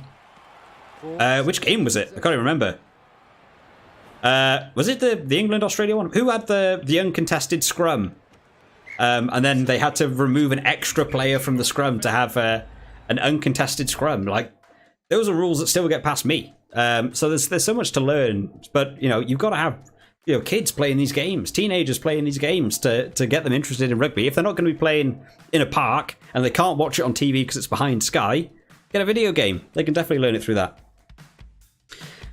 Just to give you context on that, pre-try 1888 was 0 is correct. When the game started, you scored a try to kick to post. Is that actually true, Hansi? Well, you see, some of the questions in this thing are wrong. Like, they are actually wrong, which is quite funny, because they were in Rugby 20. I just thought that was assumed it was wrong. So, pre-1888, a try was genuinely worth 0. That's astonishing. No wonder Wales don't score. No wonder we only go for the 3 points. No wonder we don't bother trying to go for that. We still think it's worth 0, apparently. Silent Wraith, yeah, totally agree, Dan. It's not as simple, but just kicking the ball like football, yeah. FIFA's way easier, just probably to code, probably just to make a game year on year way easier. Spend more time on character models. You should also be able to change team sheets, and if they add better career mode like FIFA, YouTube might play it. Team sheets, sorry, I've read that as two completely separate words. Team sheets, like you want to change the team's bedding before each game. Boost morale. Error of effect bonuses. Good night's rest. Your player has 30% better efficiency. Hotel sheets were changed pre-match. Blaze says, great stream, bro. Awesome. Thank you, Blaze. Thank you for coming out and enjoying the stream. I do enjoy streaming. I really want to get back into it, and now we have a PC and stuff that can actually handle a game. It can actually handle a webcam where I can actually get this working. I'll try and get the live chat working on the intermission bit. I don't know why that isn't working. I followed a lot of steps. The only thing is I can't test it, which is really annoying. I've done a couple of private streams just with myself to make sure audio levels, and everything was working fine. But the chat is one thing that if you do a private stream, you can't see if the chat is working. It doesn't work in a private stream, so I thought it was working. It wasn't working, so oh well.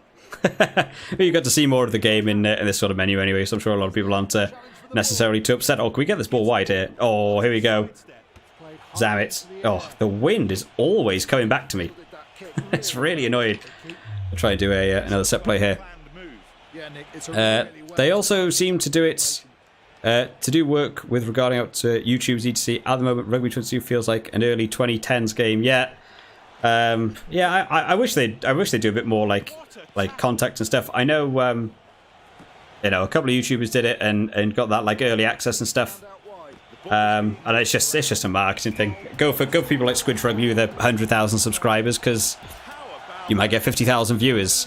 Whereas like the videos I was putting up leading up to the game, we're still doing well. I mean, in the context of the size of my channel, like we were still getting like the first ever game I played of Rugby 22. I put that up the day the game came out, and that got like 12,000 views. Like 12,000 people went and watched that video. You know, there's still good outreach there. There's still 12,000 people that watched that video and could have picked up the game. A lot of the comments were, I see there's no England. I will not buy this game. You know, you got to get the licenses. But, you know, reach in terms of marketing, I can't imagine either. Like, there's a great amount of sales in terms of rugby games. So the more people you can impress by having YouTubers and stuff do it, I think is a great way to just get, you know, more viewership, more people interested. I would really like it if this game had taken off a bit, to have like a lot of people on YouTube playing this game, but playing online. Like, it would be really fun to do a tournament with like other people on YouTube playing Rugby 22. I like, that'd be great fun, and there just isn't the player base for it. I think Consistent Walkthroughs may still do videos on it. I was using it for like the preview videos. I'll use it for doing streams because it's a pretty chilled out game to just like play. It's not massively intensive for me to like pay attention to the chat and do this. But yeah, I don't know. Connor says rugby games on mobile are really poor, and that's not helping. Yeah, I don't even know who attempts to try and like code a rugby game for a phone. Normally, if I ever think of like a rugby game for a phone, it would be like almost like a team manager thing where you just watch dots run around a field. You know, they're never going to be good games, which, you know, is a shame. Again, there's so many bad games. You know, I really thought in 2015 when the World Cup was in, I want to say Japan. Was it Japan? 2019. Where was Japan? Oh no, sorry. Yeah, when it was the 2015 World Cup, I thought they did the rugby game for the Rugby World Cup in 2015, and that was terrible. That's the worst rugby game I've ever played, like hands down. It is unplayable. It is broken.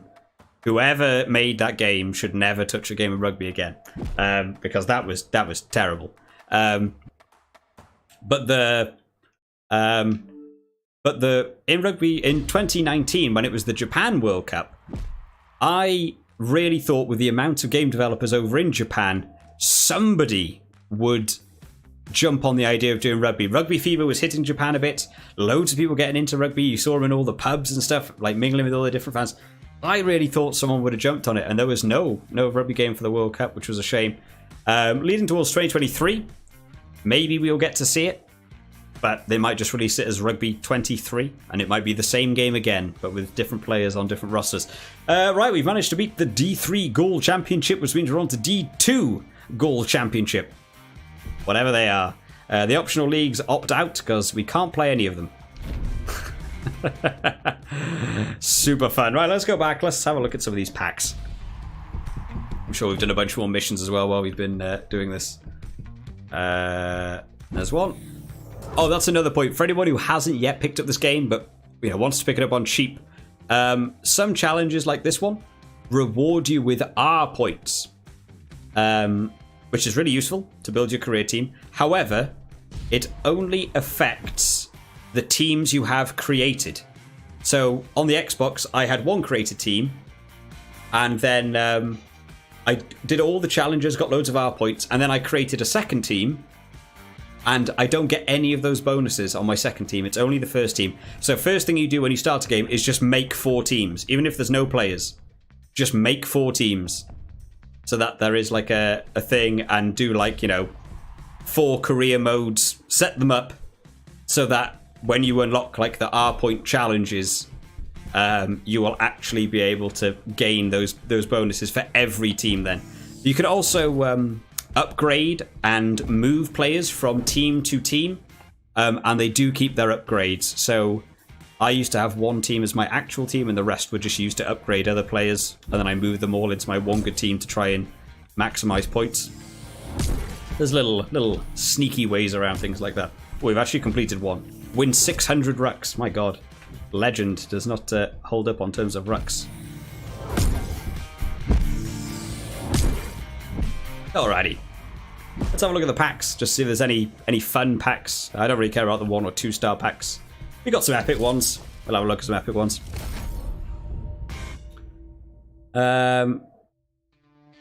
Gaul is Western European region, by the way. Oh, okay, awesome. Yeah, I just think they're rubbish names. I just think that, you know, I think they'd be cool names. I think they could probably enhance that a little bit. Sebastian Bezzi. Don't know. I also hate you only get 1 player from each of these packs. Taukeo, in terms of hooker, nice. Is that all we had in terms of... we've got 109,000.